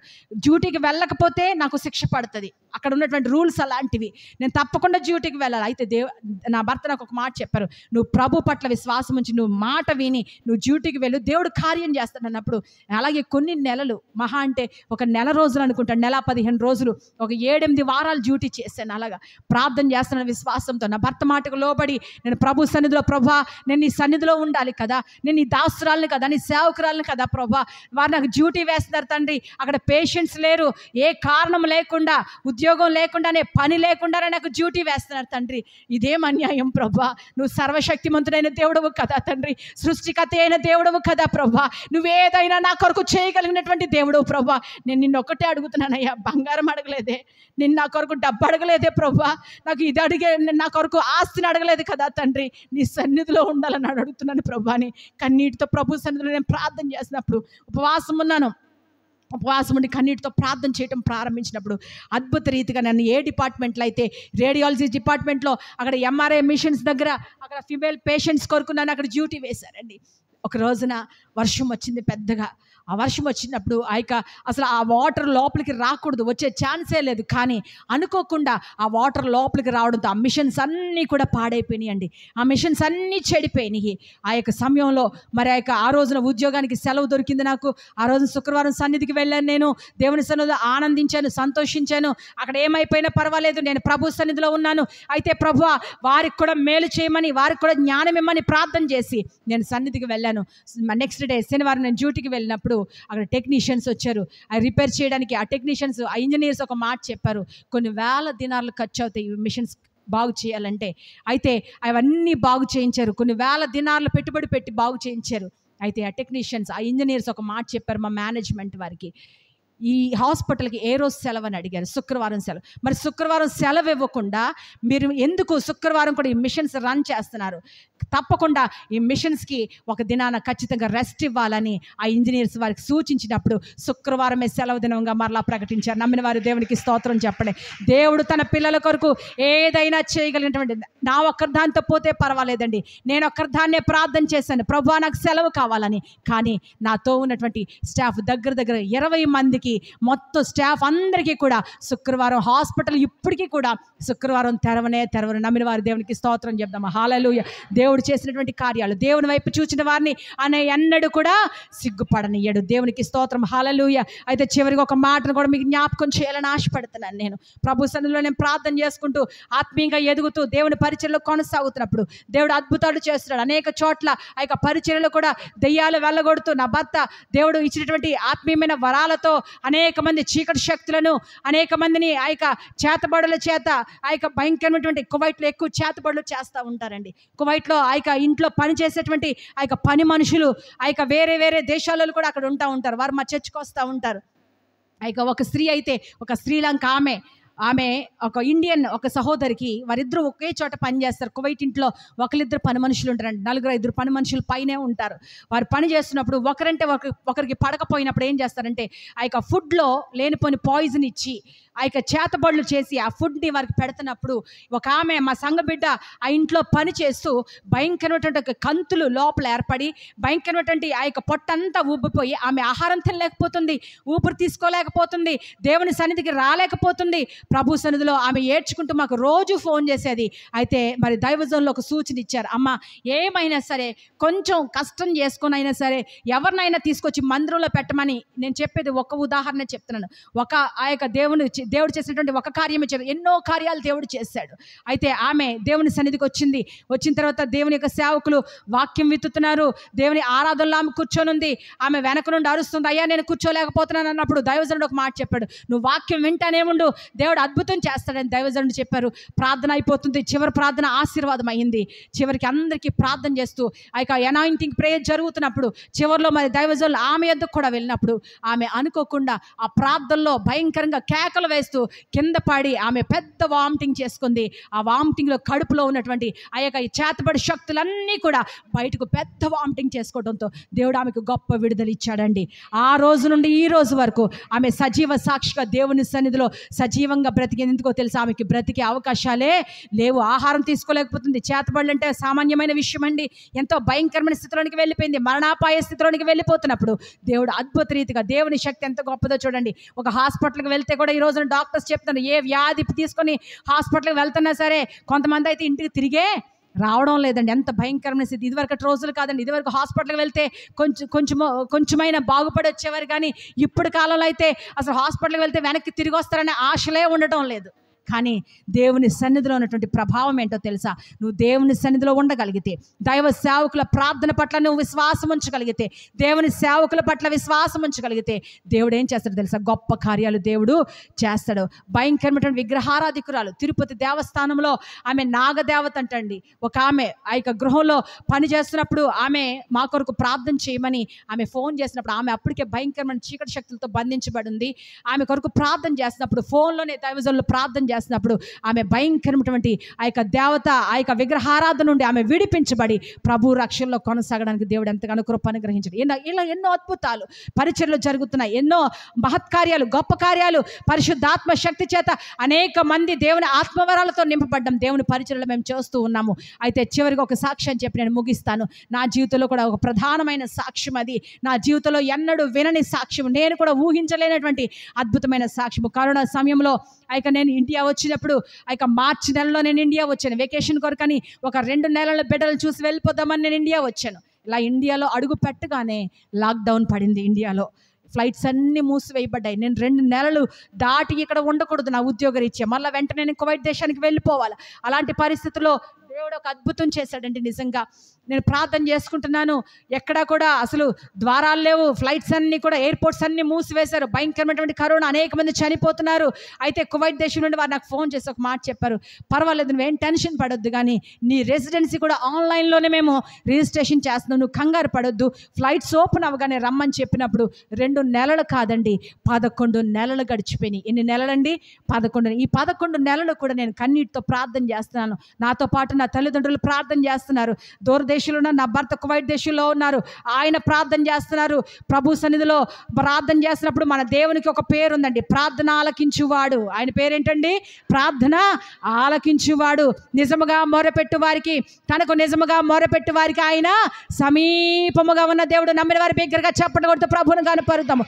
యథార్థమైన హృదయంతో చప్పట్లు కొడదాము. యథార్థమైన హృదయంతో నువ్వు ప్రార్థన చేయగలిగితే, నిజముగా నువ్వు మొరపెట్టగలిగితే, కన్నీటితో నువ్వు మొరపెట్టగలిగితే, మోకాళ్ళ మీద ఉండి నువ్వు మొరపెట్టగలిగితే, దేవుడు ఇంతవరకు నీ పట్ల ఏ కార్యమైతే ఆగిపోయిందని అనుకుంటున్నావో ఈ దినమున దేవుడు విడుదల చేయబోతున్నాడు. హల్లెలూయా, హల్లెలూయా. అది ఎలాంటి సమస్య అయినా కావచ్చు, కానీ నువ్వు ప్రభు సన్నిధిలోనికి వెళ్ళిపో. నీ ఇంటిలో ఒక రూమ్లో తలుపు వేసుకొని నువ్వు మోకాళ్ళ మీద ఉండి కన్నీటితో, నా ప్రభువా నాకు దిక్కెవరూ లేరు ప్రభువా, నీవే నా ఆధారము, నీవు తప్ప నాకెవరూ చెయ్యరు ప్రభువా అని నువ్వు దేవుణ్ణి శోధించినప్పుడు, ఆయనను అడిగినప్పుడు, ఆయనను వేడుకున్నప్పుడు, చాలామంది దేవుని మీద కమెంట్ చేస్తారండి. ఎంతసేపు కూడా మన బాధ మనం చెప్పుకోవటం, అడుక్కోవడమే కాదండి. దేవుని సన్నిధిలో మనం ఎలా ప్రార్థన చేయాలో తెలుసా? ప్రభువా నువ్వు చేయగలవు తండ్రి, వేడుకోవాలండి ప్రభుని. మనం దేవునికి కమాండ్ చేయకూడదు. అసలు దేవుడు ఏం చేస్తాడో, అసలు దేవుడికి మన పట్ల ఉన్నటువంటి ఉద్దేశం ఏంటో అది మనం తెలుసుకోవాలి తప్ప దేవునికి మనం ఆర్డర్స్ చేయడం కదండి. ప్రభువా ఇది అది నా బిడ్డ వివాహం జరిగించు, నాకు ఇల్లు ఇవి ప్రభువా. నీకు ఇల్లు ఎప్పుడు ఇవ్వాలో దేవుడు తగిన కాలంలో ఇస్తాడు. నీ బిడ్డకి ఎప్పుడు వివాహం జరిగించాలో తగిన కాలంలో దేవుడు చేస్తాడు. వాటి కోసం కాదు దేవుడు అడగమన్నది. దేవుడు మత్తయి సువార్త భాగాల్లో చాలా సందర్భాల్లో ఆయన అడగమన్నాడు. ఒకటి అడగమన్నాడు, అడుగుడి మీకు ఇవ్వబడిన అన్నాడు. దేవుడిని అడగమన్నాడో తెలుసా? పరిశుద్ధాత్మను అడగమన్నాడు. ఏమడగమన్నాడండి? పరిశుద్ధాత్మను. ఎందుకో తెలుసా? భూమి మీద దేవుని మనిషి పట్ల, దేవుడు పుట్టించినటువంటి ప్రతి మనిషి పట్ల దేవునికి ఒక ఉన్నతమైన ప్రణాళిక ఉంది. ఎందుకో తెలుసా? ఆయన జగత్తు పునాది వేయబడక మునిపే, ఎఫెసీయులకు రాసినటువంటి పత్రికలో 1వ అధ్యాయంలో 1వ మాటలోనే ఆయన అంటాడు, జగత్తు పునాది వేయబడక మునిపే నేను నిన్ను ఒక ప్రణాళికలో ప్రేమ చేత నేను దేవుడు మనల్ని ఏర్పాటు చేసుకున్నాడండి. అల్పమైనవి అడుగుతామండి. మనం ఇల్లు అడుగుతాం, బంగారం అడుగుతాం, డబ్బు అడుగుతాం, వివాహం అడుగుతాం, అది లేదు ఇది లేదు, అప్పులు తెచ్చమని అడుగుతాం. నీ అప్పులు అసలు అప్పు చేయడం కూడా తప్పేనండి. ఉన్న దాంట్లో సంతృప్తి పడి నువ్వు తినాలే తప్ప అప్పు చేయకూడదు. అసలు మనం అప్పు ఇచ్చేవారిగా ఉండాలి తప్ప అప్పు చేసేవారిగా మనం ఉండకూడదు దేవుని సన్నిధిలో. ఒకవేళ తెలియక అజ్ఞానం చేత అప్పు చేస్తావా, ప్రభు సన్నిధిలో నువ్వు ప్రార్థన చేయి. అద్భుతము చేయగలిగినటువంటి దేవుడు ఆయన. హల్లెలూయా. నేను అలాగే ఆ రీతిగానే ప్రార్థన చేస్తున్నప్పుడు ప్రార్థన ఆలకించే దేవుడు ప్రార్థన ఆలకించాడు. ఒక దినాన ప్రభు సన్నిధిలో ఒక మంచి రిప్లై వచ్చింది. ప్రభు సన్నిధిలో నేను ప్రార్థన చేస్తాను, అయ్యగారు నాకు కువైట్ నుండి ఫోన్ చేశారు, అమ్మ దేవుడు నీ పట్ల ఒక అద్భుతం చేయబోతున్నాడు. చాలా ఆసక్తిగా ఉన్నాను. అప్పటికే 11 నెలలు అయిపోయింది. అక్కడ నుండి ఇంకా నాకు కువైట్ నుండి ఫోన్స్ వస్తున్నాయి, నువ్వు మరలా వచ్చి డ్యూటీలో జాయిన్ అవ్వాలని అంటున్నారు. ప్రభు సన్నిధిలో ప్రార్థన చేస్తాను. తగిన కాలంలోనే కదా దేవుడు చేస్తాడండి. దేవుడు ఏదో అద్భుతం చేస్తాడు కదని ఆసక్తిగా ఫోన్ తీసి మాట్లాడుతున్నప్పుడు మా పాస్టర్ గారు నాకు ఒక మాట చెప్పారు, అమ్మ ఒక మంచి ఫ్లైట్ దేవుడు నీ కొరకు ఏర్పాటు చేశాడు, మెడికల్ ఫ్లైట్. ఇప్పుడు దాకా ఫ్లైట్స్ అన్నీ ఆపు చేశారు, కానీ కేవలం మెడికల్ స్టాఫ్ కొరకు ఒక ఫ్లైట్ ఏర్పాటు చేశారు. ఆ ఫ్లైట్కి నువ్వు సిద్ధమేనా అని అడిగారు. నేను సిద్ధమేనండి, వస్తాను అన్నప్పుడు అయ్యగారు టికెట్ తీయడానికి వెళ్ళారు. అప్పటికే టికెట్ చాలా దగ్గర 90,000 పైన, ₹1,00,000 దగ్గరగా ఆ యొక్క టికెట్ రేట్ ఉంది. ఆ సమయంలో అంత రేట్ ఉండదు వాస్తవానికి. 30,000 40,000 ఉన్నటువంటి ఫ్లైట్ టికెట్ ఆ యొక్క కరోనా సమయం చేత, ఆ కారణం చేత చాలా హై రేట్స్ ఉండటంతో నేను ఏం చేయాలో అర్థం కాలేదు. కానీ దైవజనులు అన్నారు, నేను విశ్వాసంతో వెళ్తున్నాను, ప్రభు నాకు సహాయం చేస్తాడు, ఏం పర్లేదు నేను టికెట్ తీస్తానని చెప్పి. వాస్తవానికి మాకు అంత డబ్బు ఆ సమయంలో లేదు. నా భర్తకి కువైట్ దేశంలో రాజు దగ్గర ఉద్యోగం దొరకటం కారణం చేత అక్కడ కూడా దేవుడు అద్భుతం చేశాడు. ఉద్యోగం లేకపోయినా కరోనా సమయంలో అక్కడ కూడా లాక్డౌన్ ఉన్న, జాబ్స్ అన్ని క్లోజ్ చేసిన నా భర్తకు ఉద్యోగం చేయకుండానే జీతం అకౌంట్లో పడిపోతూ ఉండేదండి. నమ్మిన వారు దేవునికి స్తోత్రం చెప్పండి. రాజులను పోషించినట్లుగా మమ్మల్ని పోషించాడు దేవుడు. ఎవరికి లేనటువంటి గొప్ప భాగ్యాన్ని దేవుడు తన పిల్లలకి ఇస్తాడండి. ఒకవేళ ఇంకా నీకు దేవుని పట్ల విశ్వాసం లేదేమో, దేవుని పట్ల గొప్ప విశ్వాసం కలిగి ఉండాలని ప్రేమతో మీకు జ్ఞాపకం చేస్తాను. అయితే నా భర్త టికెట్ తీయడానికి వెళ్ళారు. ఆయన దగ్గర ఉన్నది అలా కేవలము ఒక 30 దినార్లు మాత్రమే, కేవలం అంటే దగ్గర ఒక 7-8 వేల రూపాయలు మాత్రమే ఆయన దగ్గర ఉంది. టికెట్ బుక్ చేయడానికి వెళ్ళారు. ఆమె టికెట్ బుక్ చేసి ఆమె ఒక మాట చెప్పింది, బ్రదర్ మీరు టికెట్ బుక్ చేసి ఈరోజు మీరు వెళ్ళిపోండి, నేను రేపు ఉదయం 2 రోజుల తర్వాత మీకు కాల్ చేస్తాను, ఫ్లైట్ పలానా డేట్ ఉంది, మీరు దయచేసి మీరు బుక్ చేసుకొని వెళ్ళిపోండి, మీ దగ్గర ఎంత అమౌంట్ ఉంటే అంత అమౌంట్ పే చేసి వెళ్ళిపోండి, కానీ టికెట్ రేట్ అయితే ₹1,00,000 దగ్గర 98,000 అలా ఉంది, దయచేసి మీరు వెళ్ళిపోండి, నేను మరలా మీకు కాల్ చేస్తానని చెప్పినప్పుడు నా భర్త వెనక్కి వచ్చేసారు. ఆ 2 రోజులు కూడా ఇంకా ప్రార్థనలో పోరాడాం, ప్రభుని అడుగుతున్నాం, ప్రభు నువ్వు అద్భుతం చేయి దేవా, సహాయం చేయి ప్రభు అని ప్రార్థన చేస్తూ. ఒకవేళ నా భర్తకు కూడా నేను సలహా ఇస్తున్నాను, అయ్యా అప్పు చేయమని, ఇప్పుడేగా చెప్పానండి అప్పు చేయకూడదని. ప్రభు నేను అన్నాను నా భర్తకి, కొంచెం ఎవరైనా అప్పైనా అడిగి కొంచెం టికెట్ తీయండి అన్నాను. చూడండి సాతానుడు చాలా కుయుక్తిపరుడండి. నువ్వు విశ్వాసంలో వెళ్తున్నప్పుడు, నువ్వు ప్రభు కొరకు జీవిస్తున్నప్పుడు ప్రతి చోట ఎక్కడో చోట చిన్న ఆడు చోటు చేసుకుని చిన్నగా ఎక్కడో చోట దూరి ఏదో విధంగా దేవునికి ఆ యొక్క అసహ్యాన్ని కలిగించేటువంటి పనులు చేయిస్తూ ఉంటాడు. నేను ఇంత భక్తిగా పెరుగుతున్నాను, అక్కడ చూడండి ఏం ఆలోచించాడు, అప్పు చేయమని నా భర్తకు సలహా ఇచ్చాను. నా భర్త అన్నారు ఓకే అన్నారు. ఆయన ఏం మాట్లాడలేదు. ఆయన చాలా గొప్ప దైవజనుడు అండి. నన్ను ఎంతగా రక్షించుకున్నాడో నేను ఆ మాట నేను చెప్పగలను. నేను చాలా ఓపికమంతుడు, సహనం కలిగినటువంటి వ్యక్తి అయినా, ప్రేమ కలిగినటువంటి వ్యక్తి అయినా, ఒక్కనాడు కూడా వివాహమైన తర్వాత నన్ను ఒక మాట కూడా అనకుండా ఎంతో ప్రేమతో, ఇప్పటికి వివాహమై 20 సంవత్సరాలు అయింది దేవుని కృప చేత, ఇప్పటి వరకు కూడా నన్ను ఎంతగా ప్రేమించాడంటే ఆ ప్రేమ నన్ను రక్షించింది. ఆయనలో ఉన్న ప్రేమ ఏంటో తెలుసా? క్రీస్తు ప్రేమను ఆయన చూపించాడు నా పట్ల. హల్లెలూయా. దేవుని సన్నిధిలో ప్రార్థన చేస్తాం. ఆ 2 రోజులు కూడా ప్రార్థన చేస్తున్నప్పుడు ప్రభు సన్నిధిలో దేవుడు అద్భుతం చేశాడండి. ఇంకా టికెట్కి ఆమె ఫోన్ చేసింది, బ్రదర్ మీరు వచ్చి టికెట్ కన్ఫర్మ్ చేసుకోమన్నప్పుడు టికెట్ కన్ఫర్మ్ చేసుకుంటే ఆమె అప్పుడు దాకా కూడా 1,00,000 రూపాయలు ఉందని చెప్పింది. మేము 30 దినార్లే మేము పే చేసాము అక్కడ. ఆమె చెప్పిన మాట, ఇంకొక 10 దినార్లు నాకు ఇస్తే సరిపోద్ది. 10,000 రూపాయలకే దేవుడు అద్భుతంగా టికెట్ దేవుడు అనుగ్రహించాడు, ఫ్లైట్ టికెట్. నమ్మిన వారు దేవునికి స్తోత్రం చెప్పండి. హల్లెలూయా హల్లెలూయా. 1,00,000 రూపాయలు ఎక్కడ, 10,000 ఎక్కడ? మీరు చాలా స్లోగా హల్లెలూయా చెప్తున్నారు, కానీ బిగ్గరగా దేవునికి స్తోత్రం చెప్పాలి. ఎంత గొప్ప దేవుడు అండి మన దేవుడు. దేవునికి స్తోత్రం హల్లెలూయా. టికెట్ బుక్ అయింది, నేను ఫ్లైట్ కొరకు సిద్ధమైపోయాను. ఇంతటితో కాదు, మనం దేవునికి స్తుతి చేయవలసింది ఇంకా ముందుంది. నేను ఎయిర్పోర్ట్కి వచ్చాను, ఎయిర్పోర్ట్ అంతా నిర్మానుష్యంగా ఉంది. ఒకే ఒక్క ప్యాసింజర్ని అక్కడ ఎవరు కనిపించడం లేదు. నాతో పాటు మా తమ్ముడు వచ్చాడు ప్రభు సన్నిధిలో, ఇక్కడే ఉన్నాడు, బాబు కూడా ప్రత్యక్ష సాక్ష్యము. నేను ఎయిర్పోర్ట్కి వెళ్తాను, ఎవరు కూడా కనపడలేదు, ఏ ఫ్లైట్స్ కూడా ఏమీ లేవు. అయితే ఇమిగ్రేషన్లో నేను ఉన్నాను, అంతా అయిపోయింది, బోర్డింగ్ అంతా అయిపోయింది. నేను ఫ్లైట్ గేట్ దగ్గరికి వెళ్ళి కూర్చున్నాను, ఒక్క మనిషి కూడా లేదే. అక్కడ ఒక చిన్న పాప, ఆమె కేరళ ఫ్యామిలీకి చెందినటువంటి పాప, ఆ పాప కూడా ఒక వైట్ దేశం ఒంటరిగా ప్రయాణం చేస్తుంది. నాతో చిన్న అమ్మాయి, ఆమె 10 సంవత్సరాల పాప నాతో ఉంది, నేను ఆ పాపే ఉన్నా. ఆ పాప అయితే ఏడుస్తుంది, ఆంటీ ఎవరు లేరని ఏడుస్తుంటే నేను ఆమెకు ధైర్యం చెప్పాను, అమ్మ మీరు ఒక్క నిమిషం మీరు కూర్చోండి, కంగారు పడకండి అని చెప్పినప్పుడు ఆమె కూడా నా ప్రక్కన అంటి పెట్టుకొని కూర్చొని ఉంది. ఇంకెవ్వరు ఆధారం లేరు. అయితే గేట్ దగ్గర కూర్చున్నప్పుడు ఆ కస్టమ్ సర్వీస్ వాళ్ళు వచ్చి చెప్పారు, మేడం మీకు ఇమిగ్రేషన్ అయింది, బోర్డింగ్ అయింది, అన్ని కన్ఫర్మేషన్ అయినాయి, కానీ మీరు ఫ్లైట్ ఏదైతే బుక్ చేసుకున్నారో ఆ ఫ్లైట్ క్యాన్సిల్ అయిందని చెప్పారు. ఏమని చెప్పారండి? ఫ్లైట్ క్యాన్సిల్ అయింది. నేను అధైర్యపడలేదు, ఏమి తొందరపడలేదు, కానీ కొంచెం బాధ అనిపించింది. వెంటనే కన్నీళ్ళు అలాగా కారిపోయినాయి నాకు. అక్కడ వాళ్ళు అన్నారు, కరోనా సమయం కదా, మీరు ఒక క్షణం కూడా ఇక్కడ వెయిట్ చేయకూడదు, దయచేసి ఎయిర్పోర్ట్ విడిచి బయటికి వెళ్ళిపోమని చెప్పారు వాళ్ళు.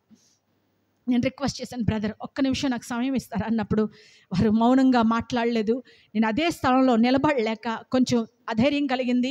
కూర్చొని అలాగే ప్రార్థన చేసుకుంటున్నప్పుడు దేవుడు ఒక స్వరం వినిపించాడు, నువ్వు అర్జెంటుగా ఒకసారి కీర్తనలు 20 అధ్యాయం తీసి చదవమన్నాడు. 19 అధ్యాయం కీర్తనలు 19వ కీర్తన తీసి చదవమన్నప్పుడు ఆకాశములు దేవుని మహిమను వివరిస్తున్నాయి, అంతరిక్షమైన చేతి పనిని ప్రచురపరుస్తుంది, పగటికి పగలు బోధ చేస్తుంది, రాత్రికి రాత్రి జ్ఞానం తెలుపుతుంది. దేవుడు మాట్లాడినప్పుడు ఆ వాక్యం చదువుకొని కన్నీటితో ప్రార్థన చేస్తాను, ప్రభువా ఆకాశం అది నీ స్వాధీనంలో ఉంది, ఆకాశం నీ మహిమను వివరిస్తుంది, అంతరిక్షం అది నీ చేతి పని కదా, ఈ అంతరిక్షంలో ప్రయాణం చేసే ఈ ఫ్లైట్ నీ స్వాధీనంలో ఉంది కదా ప్రభువా, నువ్వు ఏదైనా చేయగలిగినటువంటి దేవుడు అని చెప్పి విశ్వాసమును నాలో పెంచాడు దేవుడు. నేను ప్రార్థన చేస్తూనే ఉన్నాను, ఇంకా ఆమెనని కూడా చెప్పలేదు.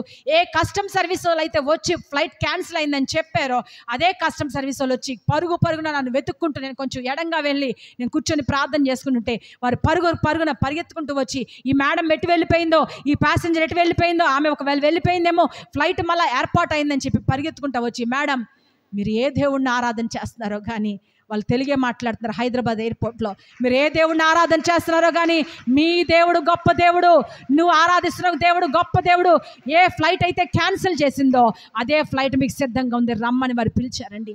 ఎలా తీసుకెళ్లారో తెలుసా నన్ను ఫ్లైట్లోకి? ఒక మినిస్టర్కి లేని హోదా దేవుడు ఇచ్చాడు, ఒక విఐపికి లేని హోదా దేవుడు ఇచ్చాడు. వారు ఫ్లైట్లోకి వెళ్ళిన తర్వాత ఒక్కదాన్నే కూర్చున్నాను, నాతో పాటు చిన్న పాప నాతో పాటు ఉంది, ఫ్రంట్ సీట్లో కూర్చున్నాను. వాళ్ళు అన్నారు, నాకు ఆ యొక్క ఫ్లైట్ నడపడానికి 4 పైలట్స్ అక్కడ ఉన్నారు. ఏమండి, ఒక్కిద్దరే పైలట్స్ ఉంటారు, 4 పైలట్స్ అక్కడ ఉన్నారు. నాకు ఒక్కదానికి ఆ చిన్న పాపకు ఫుడ్ పెట్టడానికి 8 ఎయిర్ హోస్టెస్ ఉన్నారండి. ఎంతమంది అండి? 8. వారు నాకు ఏం చెప్పారో తెలుసా? మీరిద్దరూ కలిసి ఈ ఫ్లైట్ అంతా మీరు తిరుగుతారో, నిద్రపోతారో, ఎలాగైనా ఎంజాయ్ చేయండి, మిమ్మల్ని క్షేమంగా కువైట్ దేశానికి తీసుకెళ్తామని చెప్పారు. నమ్మిన వారి దేవునికి స్తోత్రం చెప్తాం. హల్లెలూయా. ఎంత గొప్ప దేవుడు అండి. నేను ఫ్లైట్లో కూర్చున్నాను, ఇది కళా నిజమా ప్రభా? ఏంటి అల్పమైన దాన్ని, ఎన్నిక లేని దాన్ని ప్రభా, నా పట్ల నువ్వు చేస్తున్న కార్యములు ఎంత గొప్పవని కన్నీరు ఆ కువైట్ వెళ్ళేంత వరకు ప్రార్థన చేస్తూనే ఉన్నాను. ప్రభా నేను నమ్మలేకపోతున్నాను, అది నాకు ఒక కలలాగుంది, ఇది నిజమా ప్రభువా అని నేను ప్రార్థన చేస్తున్నప్పుడు కువైట్ దేశం దిగాను అద్భుతంగా. అక్కడికి వెళ్ళిన తర్వాత ఆ కువైట్ కస్టమ్ సర్వీస్ వాళ్ళు, కువైట్ షేక్స్ వాళ్ళు ఒక 4-5 కలిసి, ఎవరో ఇండియా నుండి ప్యాసింజర్ వచ్చిందంట. ఈ కరోనాలో ఎయిర్పోర్ట్స్ అన్నీ క్లోజ్ అయిపోయినాయి, ఫ్లైట్స్ అన్నీ క్లోజ్ అయిపోయినాయి, ఫ్లైట్స్ ఎక్కడ ఓపెన్ చేయబడలేదు. ఒకే ఒక ప్యాసింజర్ ఫ్లైట్ క్యాన్సిల్ అయింది. ఆ ఫ్లైట్లో, అదే ఫ్లైట్లో మళ్ళీ ఈమె వచ్చిందంటే ఎవరు ఈ ప్యాసింజర్ చూద్దామని నాకే వారు ఎదురొచ్చి వెల్కమ్ బ్యాక్ టు కువైట్ అని చెప్పి నన్ను ఎంతగానో వారు అభినందించి ప్రేమతో వారు తిరిగి మళ్ళీ నన్ను ఆహ్వానించడం జరిగింది. నేను అక్కడికి వెళ్ళిన తర్వాత అక్కడ ప్రార్థన చేసుకుంటూ కొన్ని రోజుల తర్వాత సమయం తీసుకొని కొన్ని డబ్బులు చూసుకొని చేసుకొని, నేను కృతజ్ఞత కూడికి ఏర్పాటు చేసుకొని, అనేక మంది సేవకులను పిలిపించుకొని నేను కువైట్ దేశంలో సాక్షిగా నిలబడ్డానికి దేవుడు ఎంతో కృప ఇచ్చారు. అయితే నా కొరకు కొంతమంది దైవజనులు లేచి సాక్ష్యం చెప్పారు. వారు ఒక మాట చెప్పారు, అమ్మ ఇదే చరిత్ర దైవజనులు భక్త్ సింగ్ గారి జీవితంలో జరిగింది. క్యాన్సిల్ అయిపోయిన ఫ్లైట్ మరలా ఆయన కొరకు ఏర్పాటు చేయబడింది. అలాగే నీ జీవితంలో జరిగిందని చెప్పినప్పుడు దేవునికి ఎంతగానో స్తుతి చేశాను. ఎందుకో తెలుసా, భక్త్ సింగ్ గారి కాలి గోరు పట్టుకోవడానికి కూడా నేను యోగ్యురాలను కాదు. దేవుడైతే తన పట్ల, నా పట్ల ఆయన చూపించిన కృప ఎంత అమూల్యమైనదో. నేను ఒక మాట చెప్పగలను, నువ్వు ప్రభు కొరకు జీవించగలిగితే, క్రీస్తు మనస్సు కలిగి నువ్వు జీవించగలిగితే, క్రీస్తు కొరకు నువ్వు పరిశుద్ధమైన ప్రవర్తన కలిగి, యథార్థమైన మనస్సు కలిగి, రోషము కలిగి, ఈ కడవరి దినాల్లో, ఈ అంత్యకాలం గలతీయులకు రాసినటువంటి పత్రికలో 1వ అధ్యాయంలో అంటాడు, ప్రస్తుతపు దుష్టకాలంలో మనం ఉన్నామంటండి. ఈ దుష్టకాలంలో నుండి నీవు విమోచించబడాలంటే, ఆ నిత్య జీవానికి నువ్వు వారసురాలు కావాలంటే, ఈ లోకంలో బ్రతుకుతున్నప్పుడు దేవుడు నీ పట్ల మహిమ కార్యాలు చేయాలంటే, నిన్ను చూచి అనేక మంది రక్షించబడాలంటే, దేవుని వెలుగు ప్రత్యక్షం అవ్వాలంటే, నీవెవరి కొరకు జీవించాలో తెలుసా? క్రీస్తు కొరకు నువ్వు జీవించగలిగితే దేవుడు నా పట్ల చేసిన కార్యాలు మీ అందరి పట్ల చేయునుగాక. ఆమేన్. దేవుడి మాటలు దీవించును గాక. చిన్న ప్రార్థన చేసుకుందాము. అందరూ కూడా తల్ల వంచి కళ్ళు మూసుకొని ప్రభు సన్నిధిలో ప్రార్థన చేసుకుందాం. అందరం కూడా మీలో ఎవరైనా ఒకవేళ ప్రభా నేను క్రీస్తు కొరకు, నీ కొరకు నేను జీవించాలనుకుంటున్నాను తండ్రి, అందరూ కూడా కళ్ళు మూసుకుందాం. ఎవరు కూడా అటు ఇటు తిరగవద్దు, కానీ ఒక్క నిమిషం చిన్న ప్రార్థన చేసుకుందాము. ప్రభు కొరకు జీవించిన ఒక తీర్మానం చేసుకుందాము. ఈ లోకంలో ఉన్నటువంటి ఆ పాపాన్ని విడిచిపెడదాము. దేవుని కొరకు పరిశుద్ధమైన ప్రవర్తన కలిగి, రోషము కలిగి, మంట కలిగి, ప్రభు కొరకు పరిశుద్ధంగా మనం జీవించినప్పుడు, నీ ద్వారా పేతురు గారు నడిచి వెళ్ళిపోతున్నప్పుడు ఆయన నీడపడి అనేక మంది బ్రతికారంట. పౌలు గారు చేతి రుమాలు తాకి అనేక మంది స్వస్థపరచబడ్డారు. నీవు కూడా ప్రభు కొరకు జీవించగలిగితే, నువ్వు వెళ్ళి చోటల్లా దేవుడు దీవించబోతున్నాడు. నువ్వు అడుగుపెట్టే ప్రతి స్థలాన్ని దేవుడు దీవించబోతున్నాడు. నువ్వు ఏదైతే దేవునికి మొర పెట్టుకుంటున్నావో దేవుడు దాన్ని యేసు నామములో విడుదల చేయబోతున్నాడు. ఆయన దేవునికి స్తోత్రం. హల్లెలూయా. దేవుడు తన మహిమ కొరకు నేను వాడుకోబోతున్నాడు. హల్లెలూయా, హల్లెలూయా. దేవుడు తన కార్యాలు, గొప్ప కార్యాలు మన పట్ల చేయబోతున్నాడు. మీలో ఎవరైనా ప్రభు కొరకు జీవించాలని ఆశపడినట్లయితే, మీరున్న స్థలంలో లేచి నిలబడినట్లయితే, నేను చిన్న ప్రార్థన చేసి ఈ సమయాన్ని దైవజనులకు నేను అప్పగిస్తాను.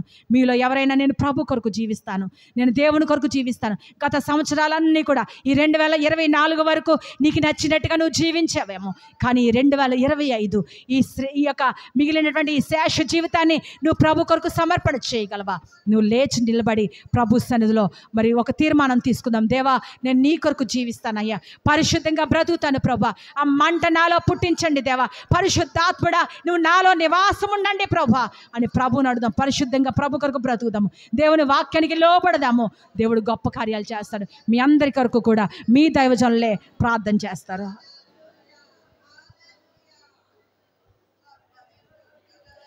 స్తోత్రమయ్యా, స్తోత్రమయ్యా, స్తోత్రమయ్యా. హల్లెలూయా, హల్లెలూయా, హల్లెలూయా, హల్లెలూయా, హల్లెలూయా. గొప్ప దేవా నీకు స్తోత్రాలు.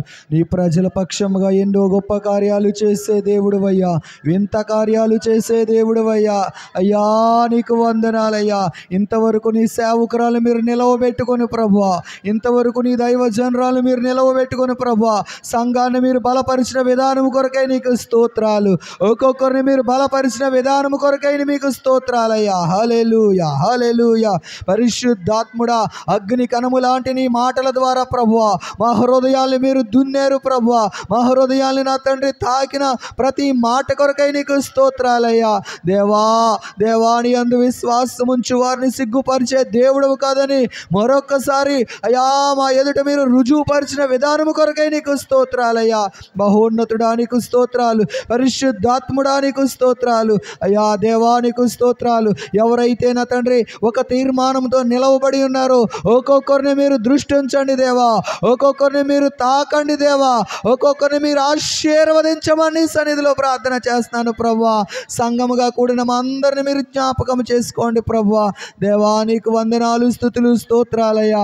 ఎవరు ఏ ఆశతో నీ సన్నిధిలో నిలవబడి ఉన్నారు, ఎవరు ఏ దాహముతో, ఎవరు ఏ తృష్ణతో నీ సన్నిధిలో నిలవబడి ఉన్నారో వారి ఆశలు తీర్చే దేవుడు ప్రభు, నీకు స్తోత్రాలు నా తండ్రి, నీకు వందనాలు. ఒక్కొక్కరిని మీరు దృష్టి ఉంచండి, ఒక్కొక్కరికి ఆలోచన చెప్పి నడిపించండి ప్రభు. ఇంతవరకు నీ వాక్య పరిచర్య అయా చేసిన నీ దైవజనురాలు మీరు జ్ఞాపకం చేసుకోండి ప్రభు. రానున్న దినాల్లో ఇంకా అనేక స్థలాలలో నా ప్రభు మీరు నా తండ్రి నీ పక్షముగా మీరు నిలవబెట్టుకుని బహుబలముగా మీరు వాడుకోబోతున్న విధానము కొరకై నీకు స్తోత్రాలు దేవా, నీకు వందనాలు. మీరే బలపరచండి, స్థిరపరచమని ప్రభు. అయా జరగనైన కార్యక్రమం అంతట్లో కూడా నీ హస్తము తోడుగా ఉంచమని, మహిమ ఘనత ప్రభావములు నీ నామానికి ఆరోపించుకోమని యేసు పరిశుద్ధ నామములు అడుగుచున్నాను మా పరమ తండ్రి. ఆమేన్, ఆమేన్. హల్లెలూయా, హల్లెలూయా. సాక్ష్యం ఇచ్చిన దైవజనరాలను బట్టి సమస్త మహిమ దేవునికే చెందునుగాక. హల్లెలూయా, హల్లెలూయా. అద్భుతంగా దేవుడు మరి మన అందరితోనూ కూడా మాట్లాడారు. పేరుకు తగినట్టుగానే దేవుడు సహోదరిని నక్షత్రం వలె దేవుడు నడిపిస్తున్నాడు. హదస్స అంటే ఎస్తేరుకి మరొక పేరు హదస్స. ఎస్తేరు అంటే అర్థం ఏంటి? నక్షత్రం. దేవుడు అద్భుతంగా మరి ఆయా స్థలాల్లో మరి సహోదరిని వాడుకోవడం ఎంతైనా సంతోషం. మనందరం కూడా ప్రభు కొరకు వాడబడే వారిగా ఉండాలని ఈ నూతన సంవత్సరంలో మొదటి వారమే ప్రభు మన దగ్గరికి నడిపించాడు. అలా వింటూనే ఈ రోజంతా గడిచిపోయిన ఆకలే ఏమీ లేదండి అన్నవాళ్ళు చేతులెత్తి దేవునికి స్తోత్రం చెప్పండి. హల్లెలూయా. మన మధ్యకి మరి మరొక దైవజనులు మన మధ్యకి ఇప్పుడు రానే ఉన్నారు, వచ్చేసారు కూడా. దేవుడు ప్రత్యేకంగా మరి ఈరోజు తన వాక్యంతో మనల్ని తృప్తిపరచబోతున్నారు కాబట్టి మనందరం శ్రద్ధగా సమయాన్ని ఏమాత్రం దుర్వినియోగం చేయకుండా ఎవరు దయచేసి అటు ఇటు తిరగద్దు. రోజు తింటానే ఉంటాం కదండి, ఎవరు ఆలస్యమైందని కానీ ఎవరు మరి అటు ఇటు తిరగద్దని ప్రేమపూర్వకంగా మీకు తెలియజేస్తాం. హల్లెలూయా. ఈ నూతన సంవత్సరంలో కృప వెంబడి కృప అన్నట్టుగా మరి అద్భుతమైన సాక్ష్యాన్ని దేవుని మాటలు విన్నారు మీరు. దేవునికి మహిమ కలుగును గాక. సామలకోటలో కూడా పరిచర్య జరిగించుకొని మరి ప్రియులు మన మధ్యలో మిషనరీ బ్రదర్ కిషోర్ గారు మన మధ్యలోకి రావటం ఆశీర్వాదకరం. వారితో నేను ఫోన్లోనే మాట్లాడాను. ఈరోజే ఇప్పుడే మా మధ్యలో ముఖాముఖికి చూసుకోవడం జరిగింది. పరిశుద్ధాత్ముడు ఎందు నిమిత్తమైతే మీరు ఆయన మన మధ్యలోకి నడిపించారో దాన్ని బట్టి దేవుని స్తుతిస్తూ ఉన్నాను. హల్లెలూయా. హబక్కూకు గ్రంథం 3వ అధ్యాయము 2వ వచనంలో సంవత్సరములు జరుగుచుండగా నీ కార్యము నూతనపరచుము అని ప్రార్థన చేశాడు హబక్కూకు. ఈ రోజున మన హృదయం మళ్ళీ తిరిగి నూతనం కావాలి. మనలో ఉన్నటువంటి దేవుని కొరకైన సమర్పణ నూతనం కావాలి. మరలా తిరిగి ఒక నూతనమైన విధానంలో ఈ 2025లో దేవుని కొరకు మనం పనిచేయడానికి ముందుకు ప్రోత్సాహంతో మనం అడుగులు వేద్దాం. హల్లెలూయా. నమ్మదగిన దేవుడు మన దేవుడు. మనల్ని ప్రేమించి మనకు ఆయన కృపనిచ్చారు. ఆయన ఇంతగా మనల్ని జ్ఞాపకం చేసుకున్నారు. ఈరోజు మీరు విన్న సాక్ష్యాన్ని బట్టి దేవుని స్తుతిస్తూ ఉన్నాను. నేను 1-2 మాటలు ఇంతకుముందు విన్నాను. మరి ఆ సహోదరి మన మధ్యలోకి రావటం ఆశీర్వాదకరం. ఈ సమయంలో ప్రియులు కిషోర్ గారు దిద్దుబాటు వాక్యాన్ని మనకు అందించిన తర్వాత ప్రభు బల్ల కార్యక్రమం తర్వాత ఒక సాక్ష్యం, చిన్న సాక్ష్యం, కానుక పాట, తర్వాత మనం మిగిలిన కార్యక్రమంలోనికి మనం వెళ్తాం. ఓకే, అందరికీ కొంచెం ఓపిక కలిగి ఉండండి. ఎందుకంటే దేవుడు మనకు ఇస్తున్నటువంటి సమయం చాలా ప్రశస్తమైంది. హల్లెలూయా. మనం విన్నటువంటి మాటలను బట్టి మనం కూడా ప్రభువుకు సాక్షులుగా నిలబడాలి. బ్రదర్ మన మధ్యలోకి రావటం ఆశీర్వాదకరం. మన అందరి తరపున బ్రదర్కి నా ప్రత్యేకమైన వందనాలు తెలియజేస్తున్నాను. Thank you. సామలకోటలో దేవుని మాటలు అందించారు. మరలా